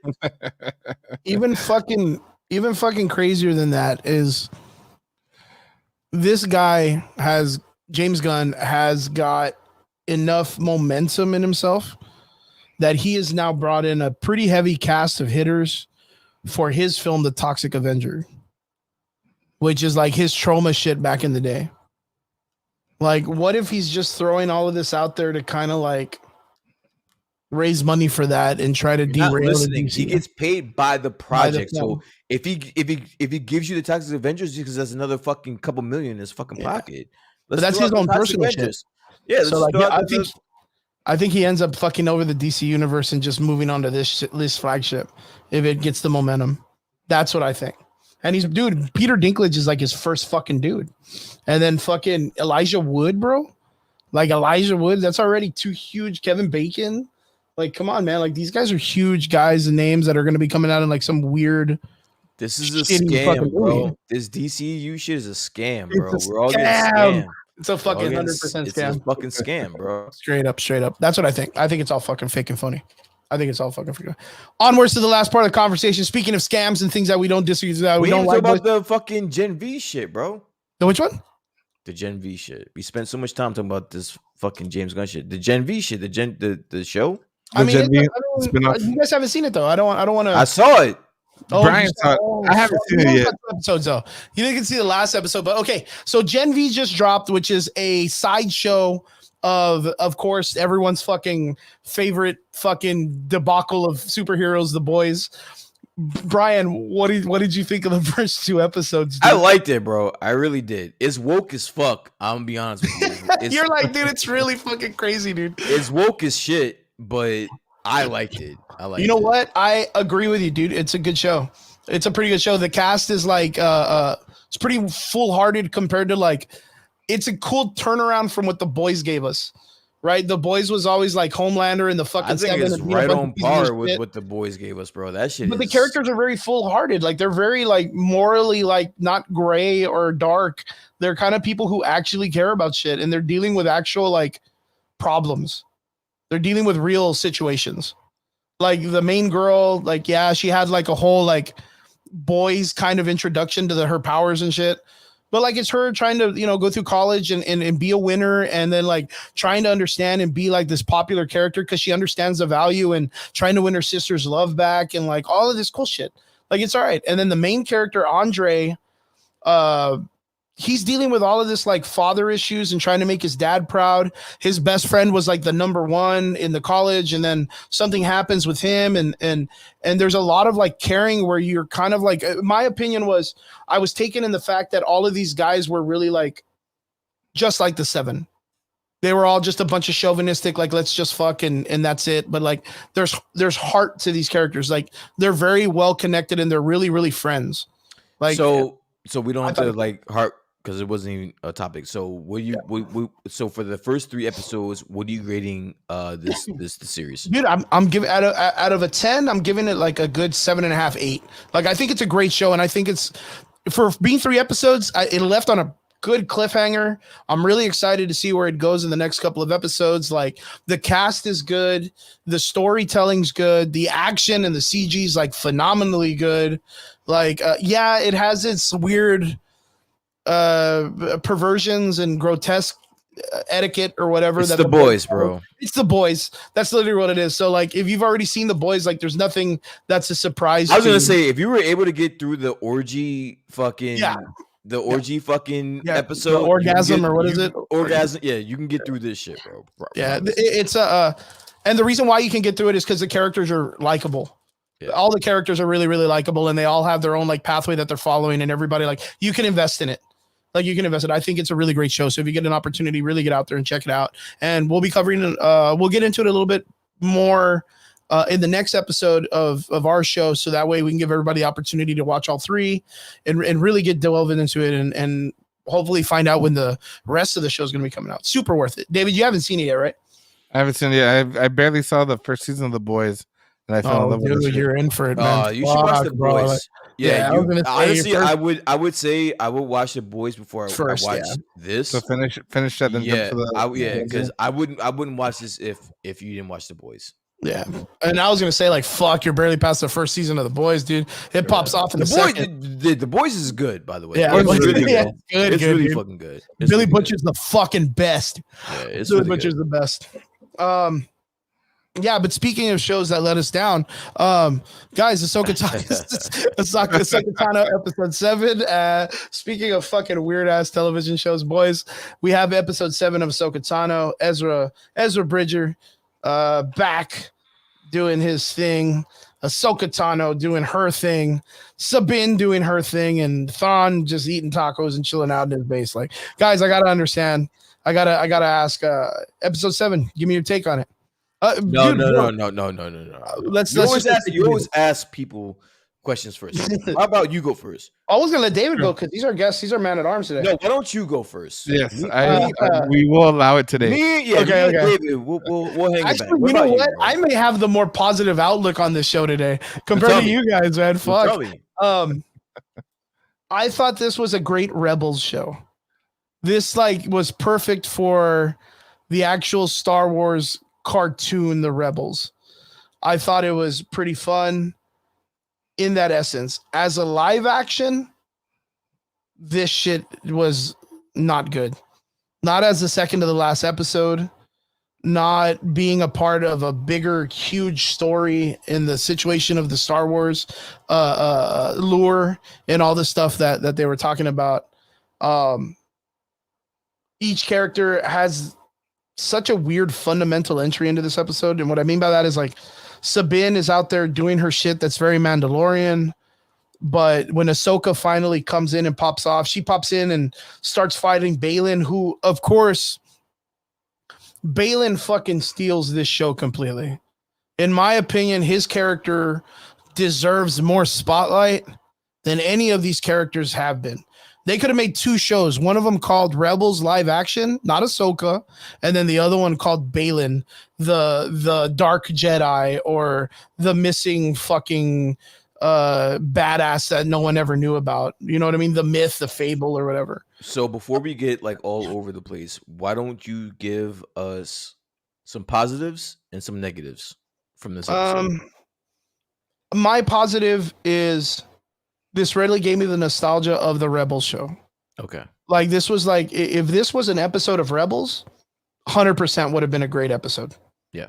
You know, even the cool like Ahsoka sliding in off of the horse, like in her lightsaber, the stances and Thrawn talking about the battlefield and like putting all these things in a format as the show for Rebels. I would have thought that was great. I would have thought that was fucking fantastic. Yeah. The fight was good. The action was good. The little turtle people, I'm not really sure what they are. They're really funny. They're really funny when it comes to all the stuff. Them even, you know, taking the advancement of putting that weird horse that Sabine was riding, and they put him inside the turtle during the war scene and all that shit. There was a lot of like good Rebels material.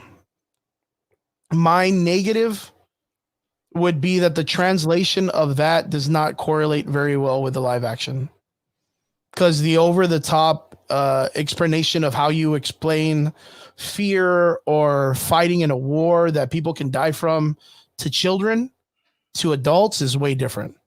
So like when they're doing, you know, I'm going to use the force, and he's over here fucking pushing dudes and stopping blasters and shit. In a cartoon, that shit makes sense. In a live action, zero fucking sense. Zero fucking sense. You know, him going and the turtle throws a coffee cup and it knocks a dude out. Funny. Cartoons, that works. Live action, it just looks stupid as shit. 100%. We had the biggest letdown in the show, knowing that all of those stormtroopers were just regular dudes in suits that were all just fucked up. There was nothing mythological, there was nothing spiritual, the spectacular connected to the Dark Sisters or the Mothers or whatever. There was nothing connected to that in those soldiers. Other than that, all their accents are just shit that they chose to do on their time off to make their suits look cool. Like, and that's disappointing. Like, could you imagine if when he was shooting him and knocking him out, the spirit of the characters would have came out like Morak or whatever that fucking dude's name was? That would have been interesting. Ezra would have seen that and been like, holy fuck, is that dark magic? Like, you could have kind of changed the vibe of it, the value of the fight, what he's doing and what he's fighting against. It would have confused him more. Yeah, other than that, everything was just lame. Okay. David? Well, unfortunately, I haven't seen Rebels or Clone Wars. I haven't seen any of the animations. Oh, wow. I think the best part of that fucking episode is that it's a fucking filler and it's done with already. You know, that's just it's like check the fucking box.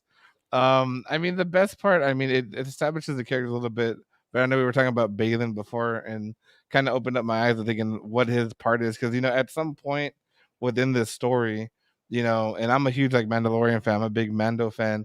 At some point, Ahsoka dies. At some point, Mando dies, and you want to kind of know why, when, where, what happened. Was it a correlation that they work together? You know, and the thing is like, if we're coming into that final episode, like, you know, and I'm not gonna say what Brian's gonna say, but it just you literally just check the box at it. I mean, I get the animation part where it's gonna be funnier and in person, because he's like, I'm gonna use the Force. I'm like, well, that's fucking stupid. I'm gonna get a fucking blaster. I'm gonna fuck this guy up. But I guess we're gonna use the fucking Force against 50 other fucking people. But I mean, that was just my opinion on that episode. Brian? Yeah, I gotta piggyback off of that. I just think this episode was a waste of time. I think being from episode 6, we were under the impression that time is of the essence, right? Yeah, that's long gone. And for this episode, I think that that didn't carry over. Like, there just wasn't any stakes being presented to us. Everything took way too long. I did not need that stormtrooper fight. I didn't need that. Yeah. Like, I got the fight prior, you know, the chase in the cars or whatever, the hover chase, and then the fight there. But I like the additional stormtroopers. I get it. It was supposed to be a diversion. I get it. I didn't need that. I need to know what's going to happen or what's leading into this last episode. Those are my negatives. And I don't have anything, because I still actually like this episode. Yeah. I just think that it would have served better earlier on in the season. My positives, though, I do have some positives about this episode. This episode, Balin, like you said, Balin to me is such a highlight. The one in this show. Yep. He is the only one to be interested in this show. I have been a fan of his since episode 1. I think he's probably the most interesting character so far. And now it's with me, watching Rebels. I don't think Ezra's that interesting right now. I don't think Sabine's that interesting right now. I think Ahsoka is, leave her. Yeah, like you know what I'm saying? But I do think that Baylan is the one. My only knock with Baylan is I just think that we're missing a part of his story. I don't know what changed between episode 6 and episode 7, but now all of a sudden he's just so cool with just leaving the mission and leaving Shin to go do her own thing. That's not the Baylan that I watched the first 6 episodes. You know what I'm saying? Like I'm a little bit confused by that. I'm a little bit confused by the writing. My issue mainly is I don't understand why these shows have multiple directors. I don't understand that. Like these shows have a director for episode 1 and 2, and then 6, and then 3. And everybody's got a different style and shit. Different directors, exactly. Yeah. So like you're getting a different style every episode, and I just think that if something is working, don't fuck it up. Don't fuck with it.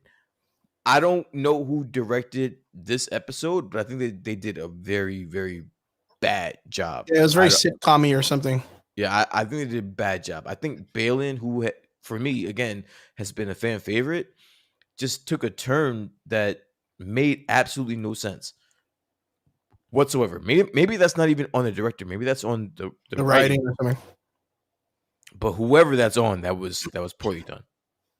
Yeah, it was kind of weird, like that you mentioned it, and that it was in the show like out of nowhere. He had like this whole entire like structure that was behind him, where he was kind of like following a format of like almost like a dark version of a Jedi instructor with what's this girl's name? Shin. Yeah, Shin.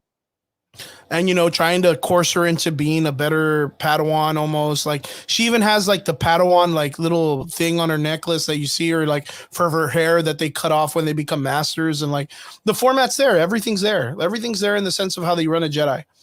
And it's like you said, like the earlier episode, he was kind of like even coursing her into like how they're supposed to be thinking. Shin is very much still learning from him, still trying to understand the battlefield, even the format of like 2 Jedis and how do you handle 2 and even the history and the rich history of everything going on. And then all of a sudden, just out of nowhere, like he notices they find Ezra, which was the plan in the first place. It was his promise to what's her face, so it's even just keeping the same shit. And then all of a sudden he just looks at this chick and goes, "Oh, hey, remember all that shit I taught you? Like, forget it. You could just go off and do your thing." She's done nothing to me to make me think that she wanted that something otherwise than what he wanted. To follow him as an apprentice. But for some reason in his head, he was like, "Oh, well, you're about that over there, like what they're doing over there. So why don't you go do that?" I didn't get that. I didn't get that at all. I got that she's following you and your orders and what you want to do. And now all of a sudden, because honestly, I have no idea, but now you think that she wants to be a part of the Empire. So why don't you go be a part of the Empire? That was like, again, we're missing something. Again, this would have served better earlier on in the season, in the show, as opposed to the second to last, because now we have so much to tie up, and we have no idea what's gonna happen. Yeah, it's very weird. The Shin story, because we talked about this, I think, like last week, right? Where we had mentioned like what do we think was gonna happen, and I made a comment and I was like, "Oh, you know what? I think something's gonna happen to Baylan, and Ahsoka's going to try to get her to move over to the dark side." But we assumed that it was going to be something drastic, like Baylan was going to get screwed over and killed by Thrawn, or like a complete fuck over, and Baylan was going to die because that Abelath or whatever her name is going to come out and fuck it all up for him. And you know, we had, but the thing is there was an extremity behind it. There was something super extreme that we thought was going to be like, oh, that's going to be the turning fucking face of Balin. Yeah. Not this shit where he's just sitting on a hill watching everybody shoot each other with blasters and then be like, man, this is so boring. You know what, Shin? Like, head back with Thrawn. Like, I'm going to go that way. Like, he didn't do anything. Like, he just went, oh, I'm going to just go. Like, there's no fucking structure behind this. The Ahsoka and Balin fight was great. It was dope. It was good, though. My opinion is that the fight scenes weren't bad. All of them weren't bad.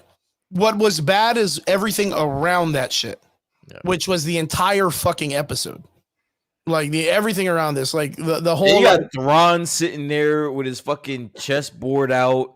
Fucking, you're telling me that this mastermind that I'm not the biggest Star Wars fan. Yeah. But ever since I started getting into like Thrawn character, all I've heard is that he's like the mastermind, strategist. Or whatever. And you're telling me that the best plan he came up with was just to waste their fucking time? Yeah. And you know what I liked about that is they had fucking Morgan there and she was like, we're fucking getting our shit pushed in. Why do you think this is good? And he's like, let me explain. And he's like, yeah, look, you see, I wasted all these fucking resources. Yeah, I wasted all the resources and time and got our guys killed when I literally said last episode, we cannot afford resources or fucking time. And then he's like, but fuck it, let's give up these. And he's like, but if I give it to them, they'll think they're winning and we can get information. And I'm like, bitch, like, you're going to leave and they're going to get there by space whales and they're going to leave by space whales. It's not a big fucking surprise for me. One, you got one dude who didn't know he could call fucking space whales that took you there 10 years ago in the first place. This mother's been fucking living with turtles out in the middle of nowhere, getting stronger. And now he can fight without a fucking lightsaber very fucking well, too. And then you have another chick that just learned how to talk to space whales and get them to take her to where they need, like exactly to the place they need. In fact, what was even funnier in that episode is when she's talking to fucking the robot being the audience is like, bro, you don't even know where this is going to lead you. Like, how did you fucking tell them where to go? And she's like, I don't know. I'm letting the Force fucking take me. I'm like, bitch, that's not the way this works. When you have a direction, you got to tell this thing where to fucking go. If you say one extra light year, you're a million miles past, you're fucking 20 fucking years down the planet away from it. Like, how is it knew exactly where to go? And the reason why is because the writing sucks. Because the people think the audience is stupid and we don't see shit. Like 100%, I thought it felt like, did you kind of giggle when Sabine Wren, after she fucked everything up, she fucked everything up in the show. And Ahsoka slides in and saves the day and they're looking at each other and they're being all laughing in the fucking flowers. And then she's like, I thought you died. And Rosario Dawson was like, bitch, please. Like she looked at her with like a bitch peace face and was like, and miss this reunion? I was like, the fuck is this? Like, and not only that, but as someone that just recently watched Rebels, Ahsoka and they fucking didn't like each other. They didn't even care for it. They didn't even know each other. Yeah, it was weird. Like, Ahsoka didn't have that kind of relationship with Ezra. She didn't have that relationship with him. But she had a better reaction. And as a matter of fact, before they all fucking left, she was ready to be like, no, fuck him. If he's out there, leave him out there let him go. Because it's gonna cost too much to bring him back. Yeah, to bring him back. She was ready to leave his ass out there, bro. And so now all of a sudden that she sees him, it's all hugs and kisses and fucking I miss you shit. And that was a better reaction than Sabine did when she first fucking saw him too. Remember Sabine was like, high five, buddy. Here's a fist bump or whatever the fuck. You just risked the whole fucking galaxy to see this fucking guy. You should give him like a blowjob immediately. Immediately. As soon as you see him, tell him to drop his pants, I'm fucking blowing you because I just sacrificed the entire galaxy for you, you expected like a jump on him and a kiss or something to solidify like everything we've thought as fans from Rebels that was going to happen. Like why risk 10 years of caring and watching a hologram and fucking over the galaxy and the fucking New Rebellion and bringing the dark side back and doing all this shit? Why do that for a dude you're just going to give a fist bump to? Imagine being fucking Luke Skywalker and realizing your whole galaxy is in jeopardy because this chick wants to fucking imagine that shit. Like it's been such a wild race. And you know what I expected, and this is so stupid of me, but I was almost done with this entire fucking franchise, dude. Because at the end of this show, the little turtle walks up and holds his fucking hand and like is trying to talk to him and he's trying to calm it down. And for some stupid fucking reason, I had this idea that Ezra was going to turn around and be like, oh, let me introduce you to my friend. This is my wife. And then credits. Like I thought he was going to introduce the fucking turtle as his wife. That like now it's like that. So it was. You can't tell me you were that far fetched. Where he was like, "Bro, I've been here for 10 years. What do you want me to do, man?" 10 years, bro. Yeah, like I 100% thought he was going to turn around with the little turtle. Like, let me introduce you to my life partner, and I was going to be like, fucking smash my TV, flip my fucking thing, and be like, I'm done with this. I'm done. And then credits, pussy, bro. Might not be that bad, yo. Fucking done. Yeah, I was so waiting for it. Be like that being the last part before the credits start. And then I was like, this is the season, the lead up to the season finale. Like this guy just introduced his turtle wife, and they just try, Chris. I do it, and I was like in my mind, I was like, this is the best writing we can get, dude. This is it. Like, yo, okay, so I gotta ask, because the show doesn't explain anything. What do you think the importance of the packages were that are all in the bottom of that ship for no fucking reason that are so fucking important?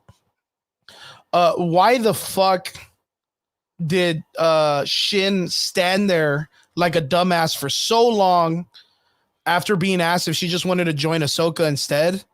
Like, why did she just stand there like... You're asking us questions that we should have gotten in this episode. I think that's what aggravates me.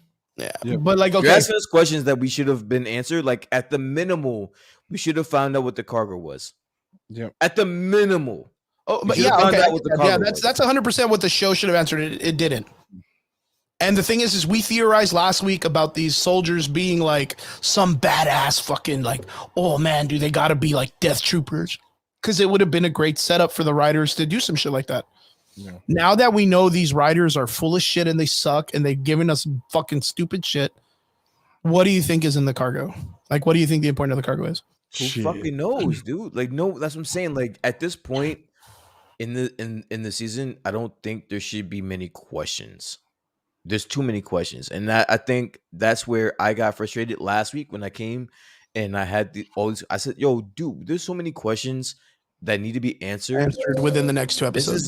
That was in episode 6, right? None of those got answered in episode 7. So I have the same questions leading into episode 8, and I'm trusting the writers and the directors to execute all of this in 30 minutes. Yeah, of one episode, right? Of one episode. God, dude, I'm so fucking. That was my issue. That was my issue with episode 6. I was like, I have so many questions and none of them got answered. And then I'm thinking, all right, well, listen, we still got episode 7. They'll be able to fix that and we'll be able to get some answers. Yep. They literally answered no questions in episode 7.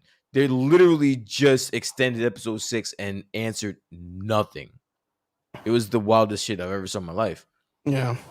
That format, this streaming format's starting to fucking get to me, dude. Like I told you, this is the Disney Plus way. Disney format, because this is the same shit they did in the last Mando show when they were all waiting for that fucking when the Ham's Mandalorian gets killed and everyone's kind of like trying to deal with that shit at the end of the movie with Moff Gideon. And you're right, because I remember it was season 3 of Mando. I was like, yo, there's so many questions I have, and they're not gonna wrap this up in one episode, and they didn't. And they didn't. They didn't. They just gave us whatever the fuck they gave us, and that was they just wrote off some shit, and then they left all those unanswered questions. Then they ended it where Mando's in a ranch on some house with the baby Yoda with a little Looney Tunes escape, and I was just like, bro, it's weird. That's weird. It's a weird fucking ending. Yeah. And for some fucking reason, I 100% believe that the show was called Ahsoka and it was like this because it was going to be like one season.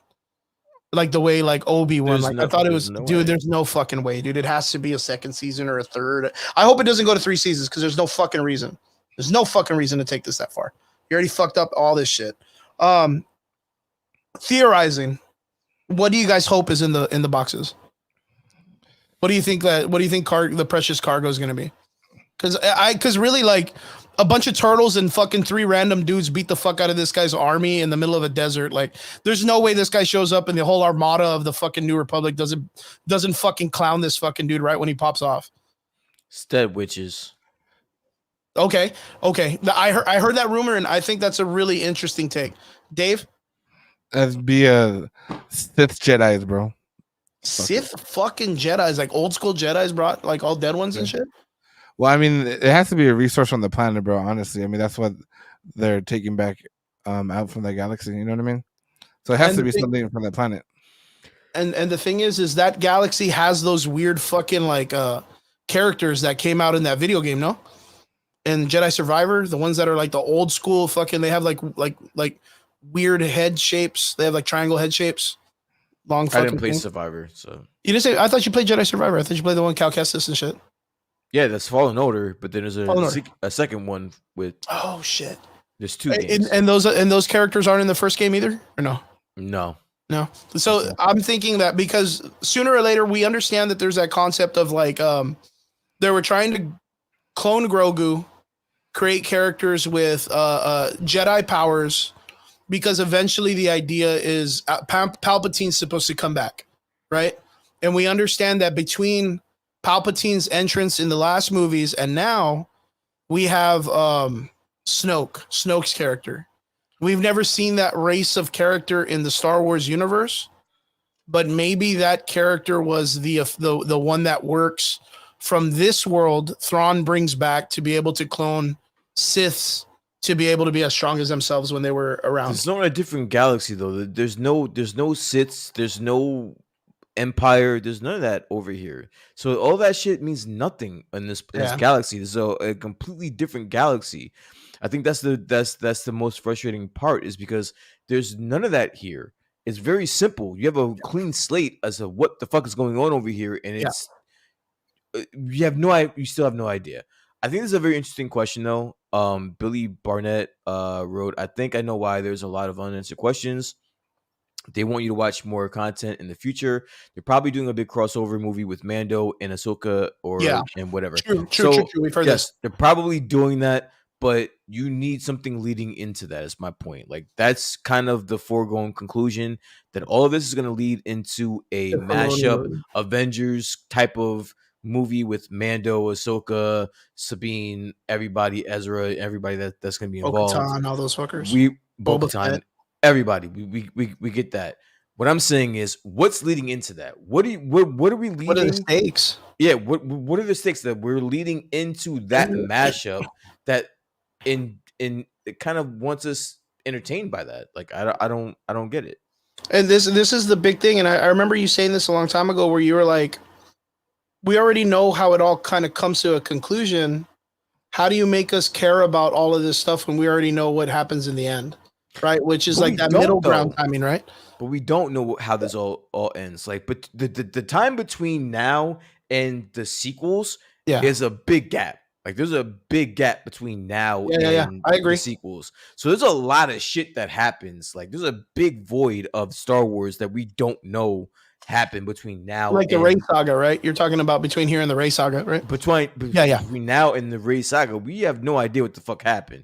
So they could go anywhere. I think David mentioned this earlier. Like, this void of Star Wars that we didn't get an answer to what to happen. We're dealing with it now, and I don't think they're doing the best of jobs. Personally, it's hard. I can see that. I think they need to invest a little bit more into creating such a different type of turmoil. My biggest thing for Star Wars had always been is I like the fact when they introduced that there's like a climb culture, a society where there's like rich elitists that have been playing both sides of the field and keeping both parts of the armies with equipment and stuff. Yeah. And I think they should have played more into that to kind of bring back to the prequels, where you had like this almost like elitist political nature in the story. Like we've already seen all the fucking lightsaber battles and in space battles. Like now we kind of got to build around it, because you know, in the last sequel movies they had that weird like the casino world that they introduced out of nowhere, where they took Finn and the other girl and they brought them into like the casino stuff, and they found what's that one guy's name? Benicio del Toro as the guy that's like screwed everybody over and all that stuff. You remember that part, right? Yeah. That was interesting. I had, when I saw that, I was kind of like, oh fuck, like I'd never seen this part of the world. I know that they have like Coruscant and all these rich planets, but they never really they never go into that shit. And I thought that was a cool take, and they never touch base on it. Maybe we'll get something like that sooner or later, and I really, really hope so. Like Andor kind of played into that a little bit by bringing in like the higher elitists of the world or whatever. But I don't know, man. Like this story, like I feel like it dropped the ball like right at the end, and I really hope the season finale really brings something interesting. What would both of you guys, David? I want to ask you first, because I haven't really got you to speak much on this story yet. What would you need to see to make this a pretty positive outcome for the last episode? I don't know, bro. For me, like I've always been a big Mando fan and Boba Fett. If you can find a way to leave it open, yeah, bro, you gotta lead them into the story, because Mando's the hottest thing. Boba They're in a fucking different galaxy. I would love to see fucking Mando and fucking Boba Fett, but they're in a different galaxy. How? Yeah, they had to do the hyperspace thing, man. I wouldn't know how they bring them in, and that took days. Did you guys realize that took days? Yeah, no. Ahsoka was out from the Balin fight. She was out for like a day and a half. Yeah, that's how far back she was. That's why it took so long for her to get over there. Yeah, like it's wild, dude. It's really wild. I mean, I could see that though. Like, it would be cool if like you know what? As a matter of fact, I was thinking like when he returns, because we know Thrawn's gonna return. He's gonna get on that hyperspace shit. No one's gonna stop him. Like none of them turtles are gonna be able to pull that bitch back. And then we're going to get Thrawn's ship. We're going to get him. I wouldn't even be surprised if at the very end, like Thrawn's ship is the one that's the first ship in the sequel movies that Rey's been fucking tearing apart. Like, you know what I mean? Like the big Star Destroyer that's in that sand planet. Yeah. Like if that's the one that they've been tearing apart. What's it? I think it's called the Chimera. His ship's called the Chimera. It's like the biggest Star Destroyer. So like that would be cool if they gave format, or like the Star Destroyer that's in the planet where they find the knife and shit in the sequels, and they're looking at that one part where Emperor Palpatine's in when he's in that big water world or whatever. Like if they were to make that's a Chimera, I would be like, fuck, that's cool. Like, you know, they're giving some type of like connection to it. But what I'm saying is like, what do you? I understand you like Mando and Boba, and I don't want to take that from you. But how would you, what do you need to see happen at the end of this? Like, do you want to see Thrawn leave and Ahsoka and all of them get left behind and they don't have a way and they stay on that place? Or do you want it to be like all of them, like as soon as Thrawn leaves, the whales show up and Ahsoka leave with him, or they find the whales to be able to take them back, and then it's like a straight up chase? Like a straight up chase, because I really don't know how this I don't know. Bro, they better not chase with fucking whales, bro. That's all I'm gonna fucking say. Like straight up, bro. They better not chase with fucking whales. But that's a whole fucking thing too. I didn't even think of that. I wasn't even thinking of that. Like, I mean, what do you do? Like, Thrawn leaves. The other one was the introduction of C-3PO and the whole like Parliament, them dealing with like the judging and all this shit of Hela. Like, do you now all go back to that region and research, and now Thrawn shows up and all of them are all set to fucking do battle, and it just starts there? Like, hey, what's up, Georgie? Good to see you, my man. Or like the Chimera just shows up and no one's there to do anything, and he just floats off and finds a planet to fuck off in. You know what I mean? Like, what do you do? Like, what do you fucking do? I don't know. Now you got I would need Brian. Brian would be the one to explain that shit to me. Yeah, they better not chase the fucking whales, bro. I don't know. Brian had to go do something. But yeah, man, straight up, like, I don't know how I could see an ending to this show and it making sense. Like the only thing that I would see that would make sense is the ship takes off. They leave the three heroes behind, even though Ezra in the last episode was like, "I guess I'm going home." You're still talking about this shit. I had a weird question. Wrap it the fuck up, bro. Let's go. I didn't even fucking realize this, Brian. But like, let's say Thrawn takes off. I don't care. But let's say Thrawn takes off. Do you continue the show in a chase to chase the Chimera into the galaxy and start the war already? Or like, does he just show up and no one gives a fuck and he fucks off onto a base and goes and, whole new fuckery, even though at the beginning of this, like the trial and Leia and all that shit was like, oh no, I allowed it. Do they go back to that area and fucking find out how they can go help? Or like, what do they do? Like, what do you fucking do with this show past this? I don't know, man. Like, because the question was, okay, Brian, what do you want? What would be a good ending to this series right now based on the next episode? Straight up. Like, what do you say? Like, okay, to save face, this is what they need to do. I don't know. There's so many open-ended questions. There's so many things that I have questions to. I don't know what that looks like. Yeah. I don't know. Fuck, dude. I literally just spent an hour talking about how I don't know what the fuck this last episode is going to look like, bro. I really want to like this, though. I really want to like this show. I really, really want to like this show. But it's hard as fuck. I don't know what to look forward to when it comes to the season finale. Guys, in the comment section, everybody that's here, I want to say thank you guys for tuning in and being a part of the show. What do you think would be a great season finale for Ahsoka Tano? If you guys are watching and listening, put it in the comment section. Let us know what you guys think. I would like to read them before the show comes out. Speaking one extra little comment section. I'm a big fan of My Hero Academia. So guys, don't forget, Present Mike, Dave Chirosco is going to be at the Collectors. David, Yes, where you guys sir. when you guys have him? We have him on it'll be at 3937 South McCall Road, Edinburgh, Texas, on December 6th. Yeah, we're from about 11:30 to 2:30. No hand jobs in the back. Sorry. I'm not coming then. Fuck it. If you want to like exclude me from the show, then fuck it. All right. Now we got to make a flyer with no hand jobs allowed. Say no more. Man, that'd be fucking funny. The reason why I even said that because the manga of My Hero Academia is coming to an end, and my favorite character is about to get killed off, and I don't even know if I'm mentally prepared to read that. So it's so cool to have this person coming down. So if you guys get a chance in December, don't forget to come check it out. I believe they're doing a show tomorrow. UCX has a show coming out. So guys, if you guys go check it out, it's going to be in Edinburgh. Guys, go check it out. We're not going to be there this time, but next time for sure. Guys, I want to say thank you to everybody that tuned in. We appreciate every one of you, to all our extraordinary listeners. We appreciate every one of you for tuning in. Everybody from Twitch, YouTube, and Facebook. If you have any questions or anything you want to ask us during the week, don't feel afraid to send us a comment and ask us questions based on your favorite nerd stuff or want our opinions on it. Other than that, don't forget to like, share, subscribe. Don't forget to check us out on all your applications that have podcasts. And don't forget to share and tell your friends about us. Guys, I appreciate every one of you. And Brian, David, thank you again for jumping in with us. We appreciate you, brother. And Brian, stay safe over there in the Jersey area. Man, we love you, dude. And we hope everything's going good. Things aren't going crazy. So, yeah, guys, I want to say thank you, and we'll see you guys again here next Friday here on the Average Boys podcast. Appreciate you. Peace.